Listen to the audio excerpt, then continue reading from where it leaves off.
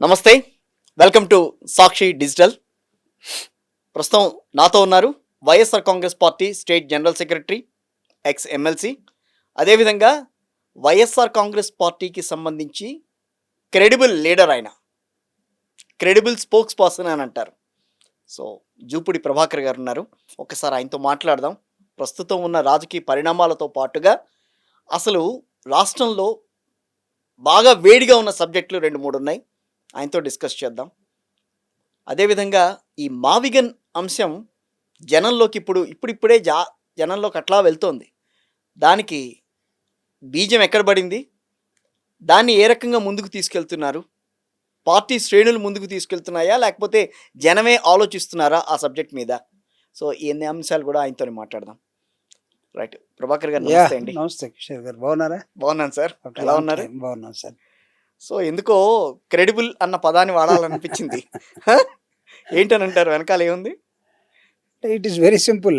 అంటే మీరు చరిత్ర చూసేవాడు ఉంటారు. ఆ మాట కూడా మీ నోటి నుంచి ఆ మాట అంతేగా చరిత్ర. అంటే ప్రాక్టికల్ గా దాదాపు 2009 నుంచి మీరు మమ్మల్ని టీవీలో చూస్తా ఉన్నారు. మీతోటి చాలా సార్లు మీరు సాక్షిలో ఉన్నప్పుడు మాట్లాడటం, అందరం కలిసి, అందులో మీరు ప్రత్యేకంగా సీనియర్ జర్నలిస్ట్ గా ఉండి మాలాంటి వాళ్ళు చాలా మందిని చూసి ఉంటారు. అంటే ఇది క్రెడిబుల్ స్పోక్స్ పర్సన్ అంటే ఒకటి గుర్తొచ్చింది నాకు. మనకి బాపట్ల నుంచి లండన్లో స్థిరపడినటువంటి ఒక డాక్టర్ ఉన్నాడు. నేను మన మధ్యలో గుర్తొస్తుందని చెప్తాను. నేను జగన్మోహన్ రెడ్డి గారు ఓదార్పు యాత్రను ప్రారంభించినప్పుడు చాలా ప్రెజర్ ఉండేది కాంగ్రెస్ పార్టీ నుంచి. ఎలా వెళ్తాడు కాంగ్రెస్ పార్టీని వదిలేసి, పార్టీకి ఎంపీకి రిజైన్ చేస్తాడా, మా పర్మిషన్ లేకుండా రాజశేఖర రెడ్డి గారి కోసం చనిపోయిన వాళ్ళందరినీ చోట పెట్టబెట్టి ఆయన ఇంటింటికి వెళ్తున్నాడు, ఏంటిది అని కాంగ్రెస్ పార్టీ టాప్ లెవెల్లోనే డిస్కషన్ జరుగుతున్న నేపథ్యంలో సింపుల్గా జగన్మోహన్ రెడ్డి గారు ఏం చేశారంటే, నాన్న చనిపోయినప్పుడు నేను నల్లకాలువలో ఒక బహిరంగ సభలో చెప్పాను. చెప్పిన తర్వాత నేను వాళ్ళ ఇళ్ళకి పోకుండా ఎలా ఉంటాను, నేను ఏమడిగాను కాంగ్రెస్ పార్టీని, వాళ్ళ ఇళ్ళ దాకా వెళ్ళి మా పలకరించి వస్తానడే, అదే కదా నేను అడిగింది. లేదు జిల్లాకి వెళ్ళి, జిల్లాలో ఒక జడ్పీ గెస్ట్ హౌస్ ఉంటుంది, గెస్ట్ హౌస్ అందరిని పిలుచుకోండి, అక్కడ మాట్లాడుకోండి వాళ్ళందరితో, మా సాంప్రదాయం అది కాదమ్మా అని చెప్పొచ్చాం. దానికి నా మీద ఇంతలావున ఒక ఎఫ్ఐఆర్ చేసి కోర్టుకి వెళ్ళి, కోర్టు ద్వారా నన్ను మా రోజు ఇంట్రాగేషన్ ఇవన్నీ చేయాల్సిన అవసరం ఉందా అని సింపుల్గా అడిగినప్పుడు, ఆయన తరపున ఆ రోజు మాట్లాడినటువంటి వాళ్ళల్లో నేను ఒకడిని, నాతో పాటు చాలామంది ఉన్నారు. ఈ doctor from London Telugu radio ఆయన అక్కడ ఒకరోజు నన్ను వైఎస్ఆర్ కాంగ్రెస్ పార్టీ అభిమానిగా జగన్మోహన్ రెడ్డి గారితో ఓదార్పు యాత్రలో తిరుగుతున్న నన్ను, అంటే ఎమ్మెల్సీ కాబట్టి రాజశేఖర రెడ్డి గారు ఇచ్చిన ఎమ్మెల్సీ ఉంది కాబట్టి, నాతో పాటు బీజేపీ నాయకుడిగా ఉన్నటువంటి వెంకయ్యనాయుడు గారు, మాజీ ఉపరాష్ట్రపతి వెంకయ్యనాయుడు గారు, తర్వాత ఇంకొక జెంట్లమెన్ ఎవరో సీనియర్ జర్నలిస్ట్ కృష్ణారావు గారు, ముగ్గురిని ఆయన తెలుగు రేడియోలో తీసుకున్నాడు, లండన్ రేడియోలో. సో ఆ రోజు నాకు ఆయన పరిచయం చేసింది Jupudi Prabhakar MLC, a credible spokes person from YSR Congress party అని అన్నాడు. నాకు తర్వాత ఇప్పుడు మీ నోటి నుంచి ఆ మాట నాకే నేను చెప్పుకోలేను కదా. అంతే, కరెక్టే కదా. అంటే this is all only comparative discussions కదా ఇవన్నీ. ఒక రాజకీయ పార్టీ నుంచి అధికార ప్రతినిధిగా మాట్లాడుతున్నారంటే ఏం మాట్లాడతాడు అనేది ప్రజలు వేచి చూడాల్సినటువంటి అవసరం ఉంటుంది. ఏదో వచ్చి మాట్లాడే పదం ఊరికినే వాడరు కదా, రాదు. అంటే మాట్లాడేటప్పుడు ఒళ్ళు దగ్గర పెట్టుకోవాలి. ఏ పదాలు మనం బుర్ర నుంచి బయటికి తీయాలో ఆ పదం రావాలి. చెడ్డ పదం అనేది నాలుక దాటి బయటికి రాకూడదు. ఉంటే లోపలికి దాన్ని పంపించుకోవాలి, లోపలికి మళ్ళా తిరిగి. మనం ఒక్కోసారి ఎక్కుళ్ళు వస్తాయి చూడండి, లేకపోతే ఆవిడ ఇందులో మనం అది బయటికి కక్కు వస్తూ ఉంటే కక్కును కూడా లోపల తీసేసుకోవాలి. స్పోక్స్ పర్సన్గా ఉండేటువంటి వ్యక్తి ఆ పార్టీ రాజకీయ నాయకుడి అధినాయకుడి మన్నల్ని, ఆయన మనస్సుని, ఆయన ఆలోచన విధానాన్ని, ఆయన చేసే ప్రజెంటేషన్ని ఆయన తరపున మనం చేస్తున్నామని మాత్రమే గుర్తుపెట్టుకొని చేయాలి. You are representative for the party. A credible party. Credible party కాబట్టి మనం కూడా ఆ లెవెల్లో ఉండాలి. అందుకోసం అన్నాడేమో. సో దాన్ని మళ్ళీ ఈరోజు మీరు గుర్తు చేశారు. సార్, ఆంధ్రప్రదేశ్లో ప్రతిదీ ఒక సెన్సేషన్ అవుతోంది. అమరావతి వ్యవహారం, అమరావతి రైతులు, ఈ రోజున ఒక రైతు చనిపోవటం, ఈ బాధ తట్టుకోలేక. ఆ తర్వాత సో ఇప్పుడు అక్కడ ఏం జరుగుతున్నా మనం మాట్లాడామనుకోండి, అది కూడా ఒక పెద్ద సెన్సేషనే. ఏ సబ్జెక్ట్ తీసుకున్నా సెన్సేషనే. కూటమి నేతలు ఇదిగో అలా చేస్తున్నారు అని అన్నామంటే అది ఇదిగో వీళ్ళు అంటారా మా మీద అని వాళ్ళ మీద కేసు పెడుతున్నారు. సో ఇలా రాష్ట్రం ఎందుకో గాడి తప్పుతున్నట్టుగా కనిపిస్తోంది, పాలనలో గాడి తప్పుతున్నట్టుగా కనిపిస్తోంది. దానికి మీరు ఇచ్చే సమాధానం ఏంటి? అంటే ఇది 2 సంవత్సరాలు అయిపోయిన తర్వాత మనం ఈరోజు మాట్లాడుకుంటున్నాం కిషోర్ గారు. కానీ కూటమి అధికారంలోకి వచ్చిన వెంటనే 2వ నెలకే గాడి తెప్పింది. ఎందుకు తెప్పిందంటే ఒక 2 నెలల తర్వాత జగన్మోహన్ రెడ్డి గారు గెలిచినటువంటి రాజకీయ పార్టీ చెప్పినటువంటి ఎన్నికల ప్రామిస్ ప్రకారం పనిచేయటం లేదు. అంతే కదా, నిలదీస్తారు, ఎవరైనా నిలదీస్తారు. మీరు తప్పే ఉంది. 2 నెలలకే అప్పుడు ఏమన్నారంటే జగన్మోహన్ రెడ్డి గారిని, ఏంటి మొన్నే కదా నువ్వు ఓడిపోయింది అంటే నీకు అంత ఆత్రమా, ఒక 6 నెలలు కూడా ఆగలేవా, మా మీద పడాల్సిందేనా అని స్టార్ట్ చేశారు. అవును. అప్పుడు జగన్మోహన్ రెడ్డి గారు ఏం చెప్పారు తెలుసా, మీరు గెలిచారని భావిస్తున్నారు, సో మేము ఎలా ఓడిపోయామో ఎలా గెలిచారో తర్వాత మాట్లాడదాం. మీరు గెలవటానికి చెప్పినటువంటి అనేకమైన అంశాలు ప్రజలకి జగన్మోహన్ రెడ్డి గారు చేసిన వాటికన్నా ఇచ్చిన వాటికన్నా అదనంగా మేము ఇస్తామని చెప్పారు. అది సూపర్ 6 అంటారా, 7 అంటారా, లేకపోతే ఇంకేమంటారో తెలీదు. అనేకమైన ఆశల్ని మీరు ప్రజలకు కల్పించి మీరు వచ్చిన 1వ నెల నుంచి ఒక్కొక్క దాన్ని మీరు లెక్క లేకుండా ఏది చేయము, ఎవడు చెప్పుకుంటారో అన్న ఇదిలో మీరు వెళ్ళిపోతూ ఉంటే ప్రజల తరపున గుర్తు చేయాల్సిన బాధ్యత మాదని చెప్పాడు. కాబట్టి ఇప్పుడు మీరు 2 సంవత్సరాల తర్వాత గాడి తెప్పిందంటే 2వ నెలలోనే గాడి తెప్పింది. కానీ 2 నెలల నుంచి 2 సంవత్సరాల దాకా వాళ్ళు ఎవరిని లెక్క చేయదలుచుకోవట్లేదు. They are there to bulldoze everything. వాళ్ళు ముగ్గురు మేము ఉన్నాం, మమ్మల్ని ఎవడు ఇంకా ఆంధ్రప్రదేశ్లో ప్రతిపక్ష పార్టీ అంటే ఎవరు 3 పార్టీలు ఒకటిగా ఉన్నాం. లింగులు టిక్కుమంటూ ఒక పార్టీ ఉంది, దానికి 11 స్థానాలే వచ్చాయి. అసలు వీళ్ళు ప్రతిపక్ష పార్టీగా మేం కదా గుర్తించాల్సింది, మేం కదా భావించాల్సింది, వీళ్ళెవరు అన్న దానిలో లెక్కలేని తనంలోకి వెళ్ళిపోయారు. కాబట్టి గాడి తప్పినటువంటి పాలన కానీ కూటమి కానీ వాళ్ళు ఫ్యాసిజం వైపు వెళ్ళిపోతున్న నేపథ్యం. ఈ పదవి నేను ఎందుకు కొడుతున్నానంటే రాష్ట్రంలో జరుగుతున్నటువంటి అప్రజాస్వామికమైనటువంటి దురాఘాతాలు బోల్డ్ జరుగుతూ ఉన్నాయి. ఎస్, తెనాల్లో పిల్లలు ఏమైనా తప్పు చేశారేమో అనుకుందాం, ఒకడు గంజాయి అమ్మాడు అనుకుందాం, తీసుకొచ్చి రోడ్డు మీద సిఐలను పెట్టి రోడ్డు మీద పబ్లిక్గా నువ్వు 3rd డిగ్రీ వాడతారా? దీన్ని ఏమంటాం అసలు? సో లాకప్లో, పోలీస్ స్టేషన్లో లాకప్ డెత్తులు భారతదేశంలో చాలా వరకు తగ్గిపోయాయి. ఎందుకంటే గత 2 దశాబ్దాల క్రితం మానవ హక్కుల మీద పనిచేసేవాళ్ళు చాలామంది వచ్చారు. హ్యూమన్ రైట్స్ ప్రజాస్వామికవాదులు వచ్చారు, మాట్లాడేవాళ్ళు వచ్చారు, న్యూట్రల్స్ మాట్లాడారు, మేధావులు మాట్లాడారు. అంటే మనిషికి జీవించే హక్కుని కాలు రాసే అధికారం ప్రభుత్వానికి లేదు అని చెప్పే క్రమంలో ప్రభుత్వం తరఫున పనిచేసే పోలీసు వ్యవస్థను ప్రశ్నించారు. పోలీసులు వాళ్ళ మాన్యువల్స్ మార్చుకున్నారు. పోలీసులు అంటే హ్యాండ్ కప్స్ కూడా 10 మందిలో వేయకూడదు అసలు, అలా ఆ దశకు వెళ్ళిపోయారు. లాకప్ డెత్తులు అంతకుముందు జరుగుతూ ఉంటే లాకప్ డెత్తుల్ని దాని మీద సినిమాలు తీస్తే తట్టుకోలేక వాళ్ళు నామ్స్ మార్చేసుకొని పోలీస్ స్టేషన్లో లాకప్ కూడా సిఐ రూమ్కో ఎస్ఐ రూమ్కో ఎదురుగానే పెట్టారు. ఎందుకంటే వచ్చే ప్రతి పబ్లిక్ చూడొచ్చు, మేము దొంగను పట్టుకొచ్చాం కానీ ఆడ పెట్టాం కానీ వాడిని మేమేం చిత్రహింసలు పెట్టడం లేదని. కానీ మీకేం జరిగింది? విజయవాడ నడిబొడ్డులో ఉన్నటువంటి కృష్ణలంకలో ఒక వ్యక్తిని పట్టుకొచ్చి, ఎక్కడి నుంచో పట్టుకొచ్చి అక్కడ కనపడకుండా చేసి లాకప్ డెత్ జరిగిందని మీరు చెప్తారా? 46 రోజులు దాన్ని కప్పెడతారా? దాన్ని ఎలా బయటకు వచ్చిందో ఏమో కానీ జగన్మోహన్ రెడ్డి గారు పౌర హక్కుల సంఘం తరపున, మానవ హక్కుల సంఘం తరపున, మేధావుల తరపున, కమ్యూనిస్టుల తరపున, నక్సలైట్ల తరపున ఒక ప్రతిపక్ష పార్టీ నాయకుడిగా తనే వెలుగెత్తి దాన్ని చాటితే ఈరోజు దాని మీద అందరూ మాట్లాడుతూ ఉన్నారు. అవును, అంటే మీ గాడి తెప్పిన పాలనకి లాకప్ డెత్ దాకా వెళితే దిక్కెవడు ఇక్కడ? అంతెందుకు, మామూలుగా ఏదైనా మాట్లాడితే మీరు ఉపా కేసు పెడతారా? ఆ చట్టం పెడతారు అసలు? ఎక్కడ నీకు అంటే నీకు ఒక దేశ సార్వభౌమాధికారాన్ని ప్రశ్నించినప్పుడు, కుట్ర పన్నినప్పుడు, లేకపోతే టెర్రరిస్ట్ యాక్టివిటీస్ ఉన్నప్పుడు, లేకపోతే అన్లాఫుల్ యాక్టివిటీస్ని నువ్వు రికగ్నైజ్ చేసినప్పుడు ఇవి కదా నువ్వు చేయాల్సింది. అందుకు కదా ఉపా చట్టం. కానీ నీకు ఏలూరు సభలో రావణ్ అనే అతను ఏదో మాట్లాడని చెప్పి నువ్వు మాట్లాడింది ఒకటి, నువ్వు కేసు పెట్టినటువంటి సబ్జెక్టు వేరు. ఎప్పుడంటే గతంలో ఇప్పుడు 6 నెలల క్రితం మాట్లాడాడు, 7 నెలల క్రితం మాట్లాడాడు. అంటే 2 నెలలు చాలా సార్లు ఇట్లా మాట్లాడాడు అని చెప్పి ఇప్పుడు చూపిస్తున్నారు. ఆ సెల్ ఫోన్లో ఏదో ఉందట, ఏదో ఉంటే బయట తీయండి. సెల్ ఫోన్లు చాలా ఉన్నాయి అంటే రహస్యం. మనం ఇంకేమున్నాయో, ఏది మన విఠలాచార్య కాదు థ్రిల్లర్ స్టోరీస్ ఉంటాయి చూడండి, ఆ విధంగా మనం వెళ్ళిపోవాల్సిన దశలోకి నెట్టుకొచ్చారు. అంటే రావణం నిన్న మాట్లాడిన దానికి కాదు మేము కేసు పెట్టింది, ఎప్పుడో మాట్లాడిన దానికి. ఎప్పుడో ఎందుకు మాట్లాడుంటాడో నువ్వు గాడి తెప్పుంటావు. అప్పుడే నువ్వు 2 సంవత్సరాల తర్వాత గాడి తెప్పేవని ఈరోజు మమ్మల్ని అడిగారు కదా. ఇంకోటి చెప్పనా, ఇవాళ నాగార్జున యాదవ్ మీద కేసు కూడా అంతే కదా, మీ స్పోక్స్ పర్సన్. ఎస్, అది కూడా ఎప్పుడో మాట్లాడింది, అది 2 ఏళ్ల క్రితం మాట్లాడింది అది. సో అలాంటి మాటలు కూడా మాట్లాడకూడదు, దాన్ని కూడా ఖండిద్దాం. తెలుసో తెలియకో జరిగిపోయింది.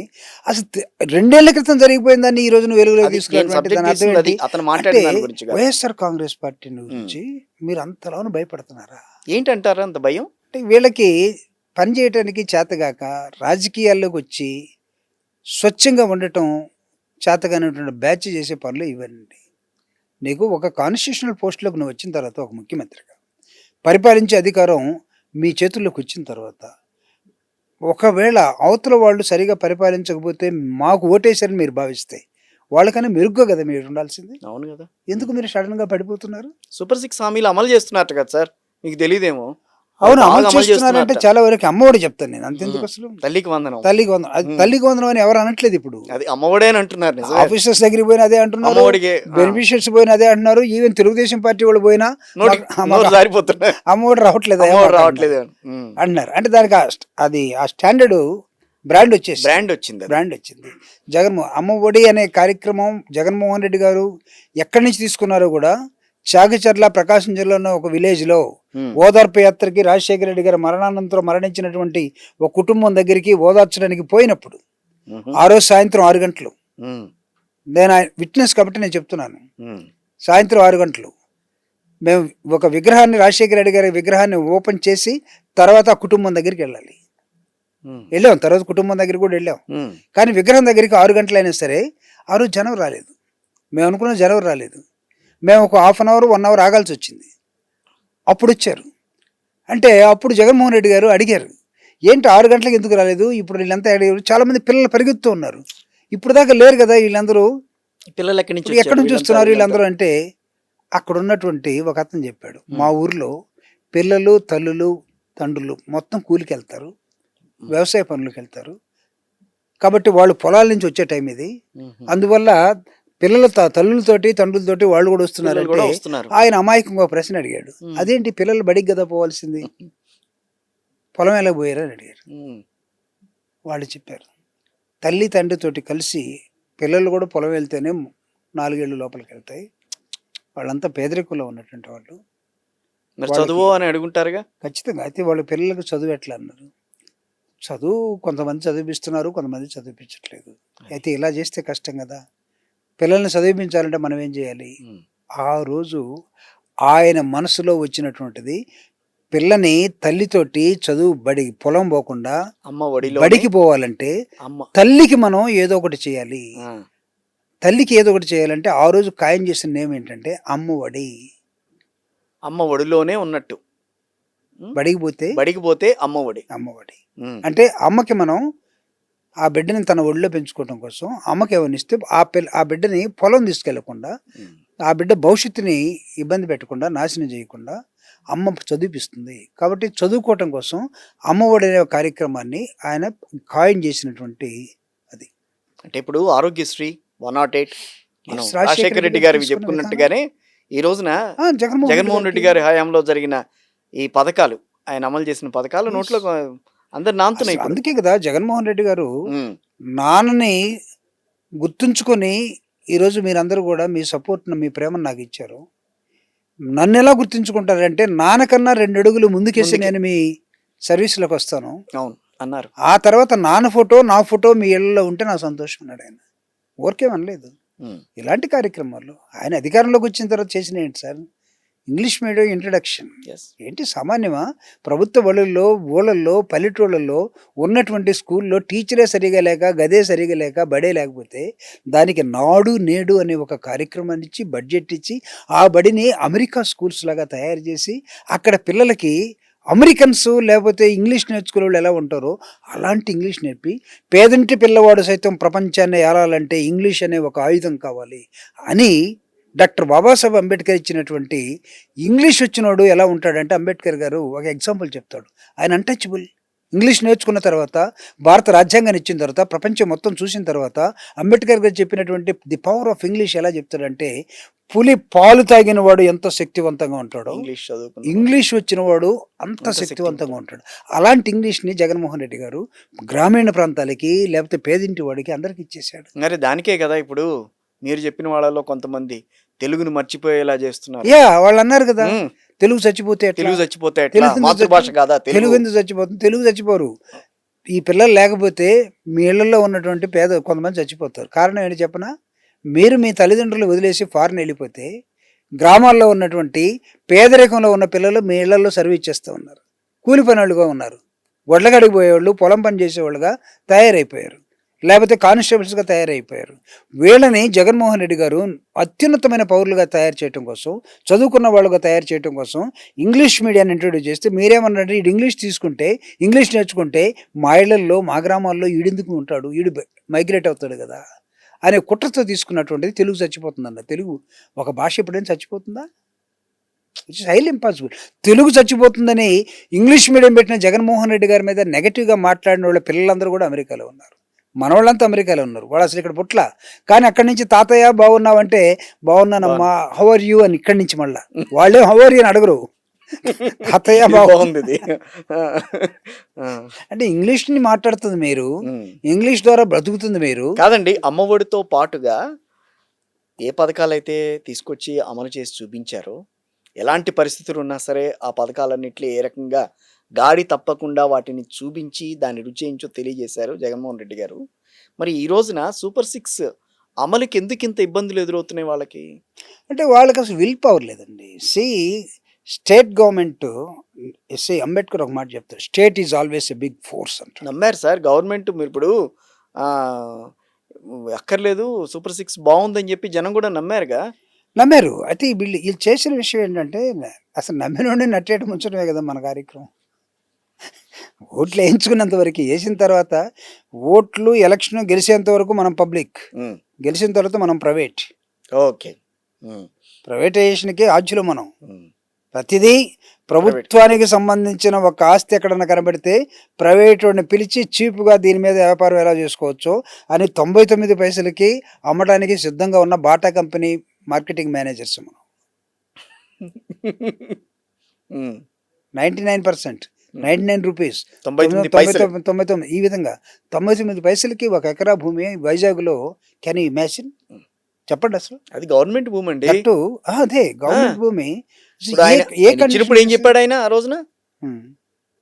మా రాష్ట్రంలో మా అభివృద్ధి కావాలి కాబట్టి మేము ఎంతకైనా ఇచ్చుకుంటాం అన్నారు. ఇచ్చుకోవచ్చు. సరే, అదే అభివృద్ధి కదా. ఈరోజు 2 సంవత్సరాల తర్వాత మీరు మమ్మల్ని అడుగుతున్నారు, ఏంటి ప్రభుత్వం గాడిలో పడిందా ఇంకా పడలేదా? ఎక్కడ జరిగిందో చెప్పండి నాకు. ఒక్క development activity you have taken enough time, 2 years, 365 + 365 ఇన్ని రోజులు ఇన్ని గంటలు తీసుకున్నారు. Show me 1 development activity. ఆఖరికి మీరేమంటున్నారు, సంపద సృష్టిస్తాం అని చెప్పి అది ఎటుపోయిందో తెలియదు, కానీ మీరందరూ పిల్లల కనండి అదే సంపద అని చెప్తున్నారు. ఎందుకు మారింది మీ టోను? నువ్వు కదా సృష్టిస్తావన్నదే.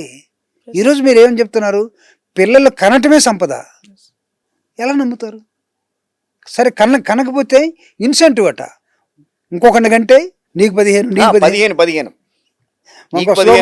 రామానాయుడు స్లోగన్ ఒకటి ఉంది కదా, నీకు 15 ఈ విధంగా పిల్లల్ని కంటే 15, 20, 25, 35.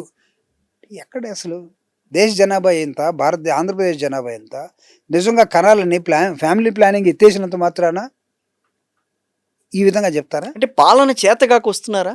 వచ్చిందా ఈ స్వార్థపూరితమైనటువంటి పాలనలోకి వెళ్ళిపోయారు. చేతకాకని కాదు, దే ఆర్ క్యాపబుల్. అయితే వీళ్ళ పాలన ఎవరికి ఉపయోగపడుతుంది అనేదాన్ని మన చరిత్ర చూడాల్సి. చరిత్రను మనం చదవకపోతే ఒక రాజకీయ నాయకుడిగా మనం ఫెయిల్ అవుతాం. రాజశేఖర రెడ్డి గారు పరిపాలించారు, చంద్రబాబు నాయుడు గారు పరిపాలించారు, ఎన్టీ రామారావు పరిపాలించాడు, చెన్నారెడ్డి పరిపాలించాడు, జనార్దన్ రెడ్డి ఉన్నాడు, విజయభాస్కర్ రెడ్డి ఉన్నాడు. ఇలా చెప్పుకుంటూ పోతే మనం అంజయ్య గారి దగ్గర కాకున్నారు. కానీ ఒక్కొక్కళ్ళ స్టిగ్మా ఏంటో తెలుస్తుంది. ఈ రోజు నేను అడుగుతున్నా, చంద్రబాబు నాయుడు గారు 3వ సారి 4వ సారి ముఖ్యమంత్రి గారు? 4వ సారి ముఖ్యమంత్రి. కమాన్ షో మీ ఒక్క సంక్షేమ పరిపాలన ఒక్కటి మీ పేరు మీద ఎక్కడుందో. But you talk about doctor Rajasekhara Reddy గారు. అనర్గళంగా పేదవాడు సైతం చెప్పేస్తాడు. ఆయన ఇచ్చినటువంటి ఫీజు రీయింబర్స్మెంట్, ఆయన ఇచ్చినటువంటి హెల్త్ స్కీమ్, ఇప్పటికీ తెలంగాణ ఇప్పుడు 2 తెలుగు రాష్ట్రాల్లో వాడుతున్నారు. ఆరోగ్యశ్రీ ఆయనదే కదా, ఫీజు రీయింబర్స్మెంట్ ఆయనదే కదా, రైతు భరోసా ఆయనదే కదా. దాని తర్వాత ఇచ్చినటువంటి జగన్మోహన్ రెడ్డి గారు ఇచ్చినటువంటి అనేకమైన వెల్ఫేర్ యాక్టివిటీస్, అమ్మఒడి దగ్గర నుంచి, లేకపోతే నూతనంగా తీసుకొచ్చినటువంటి విలేజ్ సెక్రటేరియట్, వాలంటీర్స్, మీరందరూ వదిలేసిన ముసలి వాళ్ళకే కదా ఎంఆర్ఓ ఆఫీస్ దగ్గరికి, ఎండిఓ ఆఫీస్ దగ్గరికి పోలేని ముసలి వాళ్ళకి కదా పెన్షన్ ఇంటికి వచ్చింది. సూర్యుడు పొడవకు ముందే సూర్యుడితోటి పోటీపడి మీ ఇంటికి వచ్చి సర్వీస్ చేసినటువంటి వాలంటీర్నే కదా మీరు ఆ రోజు ముద్దు పెట్టుకుంది. ఇప్పుడు ఈ రోజు కూడా వాలంటీర్ల ద్వారానే కదా మీరు ఇచ్చే వృద్ధాప్య పింఛన్లు కూడా వాలంటీర్లు ఎత్తేసారు. సెక్రటరీ స్టాఫ్ సార్ చేయండి. మీరు పనిచేస్తే మీకు సెల్యూట్. మీరు పని చేయకపోగా గతంలో పనిచేసిన జగన్మోహన్ రెడ్డి గారి పని మొత్తాన్ని నాశనం చేసి, అంటే జగన్మోహన్ రెడ్డి గారిని డిస్ట్రక్షన్ అంటున్నారు, కానీ జగన్మోహన్ రెడ్డి గారు పెట్టిన వెల్ఫేర్ అండ్ డెవలప్మెంట్ యాక్టివిటీస్ మొత్తాన్ని సమూలంగా నాశనం చేసింది. దీన్ని డిస్ట్రక్షన్ అనకూడదా? ఏమంటావు? జగన్మోహన్ రెడ్డి గారు డిస్ట్రక్షన్ చేశారని మీరు అన్నారు. ఆ ప్రజావేదిక ఒక బిల్డింగ్ ఏదో కూడగొట్టండి, పోనీ జగన్మోహన్ రెడ్డి గారు కూలగొట్టాడు. మీరు 2 సంవత్సరాల తర్వాత మీరు కట్టారా? లేదు. ఎందుకు కట్టలేదు? ఎవడాపాడు? ఆ డెబ్రిస్ మొత్తాన్ని జనాలకి వచ్చిపోయే వాళ్ళకి చూపించడం కోసం ఉన్నారా? ఇదేమన్నా అర్థమైంది? తాజ్మహలా, లేకపోతే సాలార్జంగ్ మ్యూజియమా, లేకపోతే గోల్కొండ? ఏంటండి? అంటే డిస్ట్రక్షన్ చూపించాలి కదా అన్న ఉద్దేశం వాళ్ళది, అంతేనా? లేకపోతే పొరపాట్లు మేము పర్మిషన్ లేకుండా కట్టేస్తే పాపం పర్మిషన్ లేదా అది కూల్ చేసేయడని చెప్పడం కోసమా? ఇప్పుడు కూడా అది కనపడదు, చుట్టుపక్కల పొలాలు వచ్చేసాయి. కానీ యూ డిడ్ ఏ మిస్టేక్. ఇప్పుడు జగన్ ఈజ్ అ డిస్ట్రక్టర్, మీరు దాన్ని రెక్టిఫై చేసి ఉండాల్సింది కదా. దాని దాని ఏంటి అంటే మీరు తప్పు చేశారని. కానీ ప్రజల్లోకి ఏం తీసుకెళ్తున్నారు? జగన్మోహన్ రెడ్డి డిస్ట్రక్టర్ అని చెప్తున్నారు. కానీ జగన్మోహన్ రెడ్డి గారు పెట్టినటువంటి అనేకమైన పాలసీస్ని సర్వనాశనం చేసి పేదవాడికి 3 పూట్ల అన్నం తినే భాగ్యాన్ని కూల్చేసింది ఎవడు? అంతెందుకు, ఇందాక మీరు చెప్పినటువంటి రైతులు అక్కడ పొలాల్లో ఉంటే ఒక రైతు చనిపోయాడు. సండే నాడు మీరు ఏ యాక్టివిటీ చేస్తారండి? పచ్చని పొలాలను మీరు బుల్డోజర్స్ పెట్టి తీసేస్తారా? జేసీబీలు కూల్చేస్తారా? పంట పొలాలు కనపడటం లేదా? అరే మా పొలాలు మాకు ఇవ్వండి అని అడ్డం వచ్చినట్టు లేడీస్ తోటి మీరు బిహేవ్ చేసే విధానం ఏంటి? రైతులు కదా, ఉమెన్ పెజెంట్స్, వాళ్ళందరూ కూడా హక్కు ఉన్నటువంటి రైతులు. వాళ్ళు చేసిందేంటి? మీరు రైతు అక్కడే కూలిపోయిన చుట్టూరు పోలీసులు పెడతారా మీరు? వాడు గుండె జారిపోయింది, ఈరోజు గుండె పగిలిపోయింది, చనిపోయాడు. Is no more now. Who has to give responsibility? Who has to take? ఎవడు బాధ్యత వహించాలి? జగన్మోహన్ రెడ్డి గారు ప్రశ్నిస్తే జగన్మోహన్ రెడ్డి గారు రైతులు రెచ్చగొడతారట. ప్రశ్నించే వాళ్ళు ఏమైనా ప్రశ్నిస్తేనేమో మళ్ళీ వాళ్ళని ఉపా కేసులు. ప్రశ్నించడానికి వచ్చినోడేమో హాస్పిటల్ పోవచ్చు బాగలేక, వాళ్ళ తరపున ఎవడన్నా ప్రశ్నించడానికి వస్తేమో నేను తిరిగి వచ్చేంత వరకు ఎవడు ప్రశ్నించడానికి లేదు. ప్రశ్న అనేది ఏమైనా పేటెంట్ రైటా పాలిటిక్స్లో? ఎలా చెప్పండి? ఎవడో ఒకడు వచ్చాడు, ఏదో ఒక ప్రశ్న వేసాడు, తీసుకెళ్ళి నువ్వు ఏమి దేశద్రోహం కేసు పెట్టేశావు అంటే టెర్రరైజ్ చేసినారు. గాడి తప్పింది ఎవరు? మీరు కదా. మీ గాడి తప్పిన మీ పరిపాలనని మళ్ళా గాడిలో పెట్టడం కోసం ప్రతిపక్ష పార్టీ జగన్మోహన్ రెడ్డి గారు ఈరోజు వచ్చారు. మాకు ఇంకో 3 సంవత్సరాలు మాకు అధికారం రాదు, లేదు. కానీ కన్స్ట్రక్టివ్గా, ఇందాక మీరు డిస్ట్రక్షన్ అన్నందుకు, కన్స్ట్రక్టివ్గా ప్రజాస్వామ్య వాల్యూస్ని, డెమోక్రటిక్ ప్రిన్సిపల్స్ని, హౌ టు డూ అడ్మినిస్ట్రేషన్, ముగ్గురు, ఒకరు స్పెక్టేటర్గా, ఒకరేమో నెలకిని తీస్తే చాలు అన్నట్టుగా, ఇంకొకళ్ళేమో మా ఇష్టం వచ్చినట్టు చేస్తామనంటే కుదరదు అని చెప్పడమే జగన్మోహన్ రెడ్డి గారు చేసింది. నో స్టాప్ బ్లడీ నాన్సెన్స్ అని చెప్పడం కోసమే వైఎస్ఆర్ కాంగ్రెస్ పార్టీ ప్రతిపక్షంలో ఉంది. ప్రశ్నిస్తే ఎంతమందిని చేస్తారండి మీరు? మాట్లాడితే ప్రజాస్వామ్యబద్ధంగా స్వేచ్ఛ లేదా? మీరు మాత్రం బూతులు తిట్టచ్చు, మీరు మాత్రం అన్నీ మాట్లాడచ్చు, వేరేవాడు మాత్రం మిమ్మల్ని ఎవ్వడు ఏమనకూడదు. ఈ మాత్రం వేరేవాడు అన్నయ్య మాత్రమే మీకు బూతుల్లా కనపడుతుంది. అందుకే మీరు గాడి తెప్పినటువంటి మీ ప్రభుత్వానికి 2 సంవత్సరాలు చాలా ఎక్కువ టైం అయిపోయింది. ఇక మిమ్మల్ని సహించే సహించే ఓపిక ప్రజలకు లేదు. నేను ఈ సందర్భం నెక్స్ట్ క్వశ్చన్ మీరు అడుగుతారో నాకు తెలియదు కానీ వచ్చింది కూడా చెప్పేస్తామన్నా. మొన్న నేను మీలాగే ఒక టీవీలో నేను మాట్లాడుతూ ఉంటే బయటకు వచ్చిన తర్వాత నాకు టీవీలో నాతో పాటు అవతల పార్టీ మాట్లాడటానికి వచ్చినటువంటి వ్యక్తి నాతోటి ఏమన్నాడంటే, జూపూడి గారు మీరు చాలా ఎక్కువ కష్టపడుతున్నారు, కష్టపడబోకండి, మీరు ఆటోమేటిక్గా వస్తారు. ఎలా వస్తారు? ప్రభుత్వానికి ప్రజలకి లింక్ తెగిపోయిందయ్యా, ఎప్పుడూ తెగిపోయింది. అందుకే వాళ్ళు ఇష్టం వచ్చినట్టు పిచ్చి పిచ్చిగా మాట్లాడుకుంటున్నారు. ప్రజలు మీకోసం వెయిట్ చేస్తున్నారు. మీరు నిదానంగా పని చేసుకుంటూ వెళ్ళిపోండి. మీరు కూడా ఆత్రపడితే మళ్ళీ ఇబ్బంది పడతారు. మీరు ఏ పని ఎప్పుడు చేయాలో చూసుకొని మీరు పని చేసుకోండి అని అవతల పార్టీ తరఫున మాట్లాడటానికి వచ్చి ఆఫ్ ది మైక్ నాకు చెప్తున్నాడు. Of the record. అంటే లింక్ తెగిపోయింది, కూటమికి ప్రజలకి లింక్ తెగిపోయింది అని. లింక్ తెగిపోయిన తర్వాత అవతల ఏం మాట్లాడుతాడు? పిచ్చి పిచ్చిగానే మాట్లాడతాడు. బట్ మళ్ళీ ఇదే కూటమి కనుక అలాగే వస్తే కష్టమే కదా. ఎలా వచ్చినా సరే ఈసారి ఆంధ్రప్రదేశ్లో నేను చెప్తున్నాను, too early to talk about that issue, but ఉన్నటువంటి పల్స్ రైట్. సో డాక్టర్ దగ్గరికి వెళ్ళిన తర్వాత మొత్తం పల్స్ పడిపోతే డాక్టర్ డిక్లేర్ చేసేంత వరకు మనం ఏం చేయలేము. అది కరెక్టేలేండి. బట్ నీ పల్స్ ఎక్కడ దాకా ఎలా కొట్టుకుంటుందో ఒక కామన్ మ్యాన్గా, ప్రజల్లో తిరిగే వ్యక్తిగా, కాస్త కోస్త చదువుకున్నవాడిగా, పేదవాళ్ళతోటి నిరంతరం మాట్లాడి ఉండే వ్యక్తిగా నేను చెప్తున్నాను. నాకు వచ్చిన ఫీడ్బ్యాక్ ఏంటంటే కూటమి పని అయిపోయింది. మనం అంటాం చూడండి, ఇక ఈ రోజు లెక్క పెట్టుకోండి, ఇంకా ప్రతిరోజు మీరు లెక్క పెట్టుకొని గడపటమే. 3 ఏళ్ళు ఎస్ 3 ఏళ్ళ, లేకపోతే మోడీ దయ వల్ల జమిలీ ఎన్నికలు ముందుగా వస్తాయా, లేకపోతే ఇంకేమైనా మార్పులు వస్తాయా? మామూలుగా అనుకుందాం, 3 ఏళ్ళు అంటే 3 ఏళ్ళే అనుకుందాం. మూడో సంవత్సరం ఏముంది ఇంకా. దానికి వైఎస్ఆర్ కాంగ్రెస్ పార్టీ సన్నద్ధంగా ఉందా? అందుకే కదా ప్రజల్లో మేము నిరంతరం 2వ నెల నుంచే ప్రజల్లో ఉండి ప్రజల్ని చైతన్యం చేయటం. జగన్మోహన్ రెడ్డి గారు, డాక్టర్ బాబాసాహెబ్ అంబేద్కర్ ఇచ్చినటువంటి educate, organise and agitate. What is that educate? High school పోండి, లేకపోతే ఇంటర్మీడియట్ పోండి, డిగ్రీ చదవండి అని కాదు.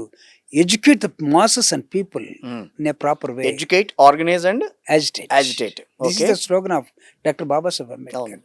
అంటే నువ్వు ఎక్కడున్నా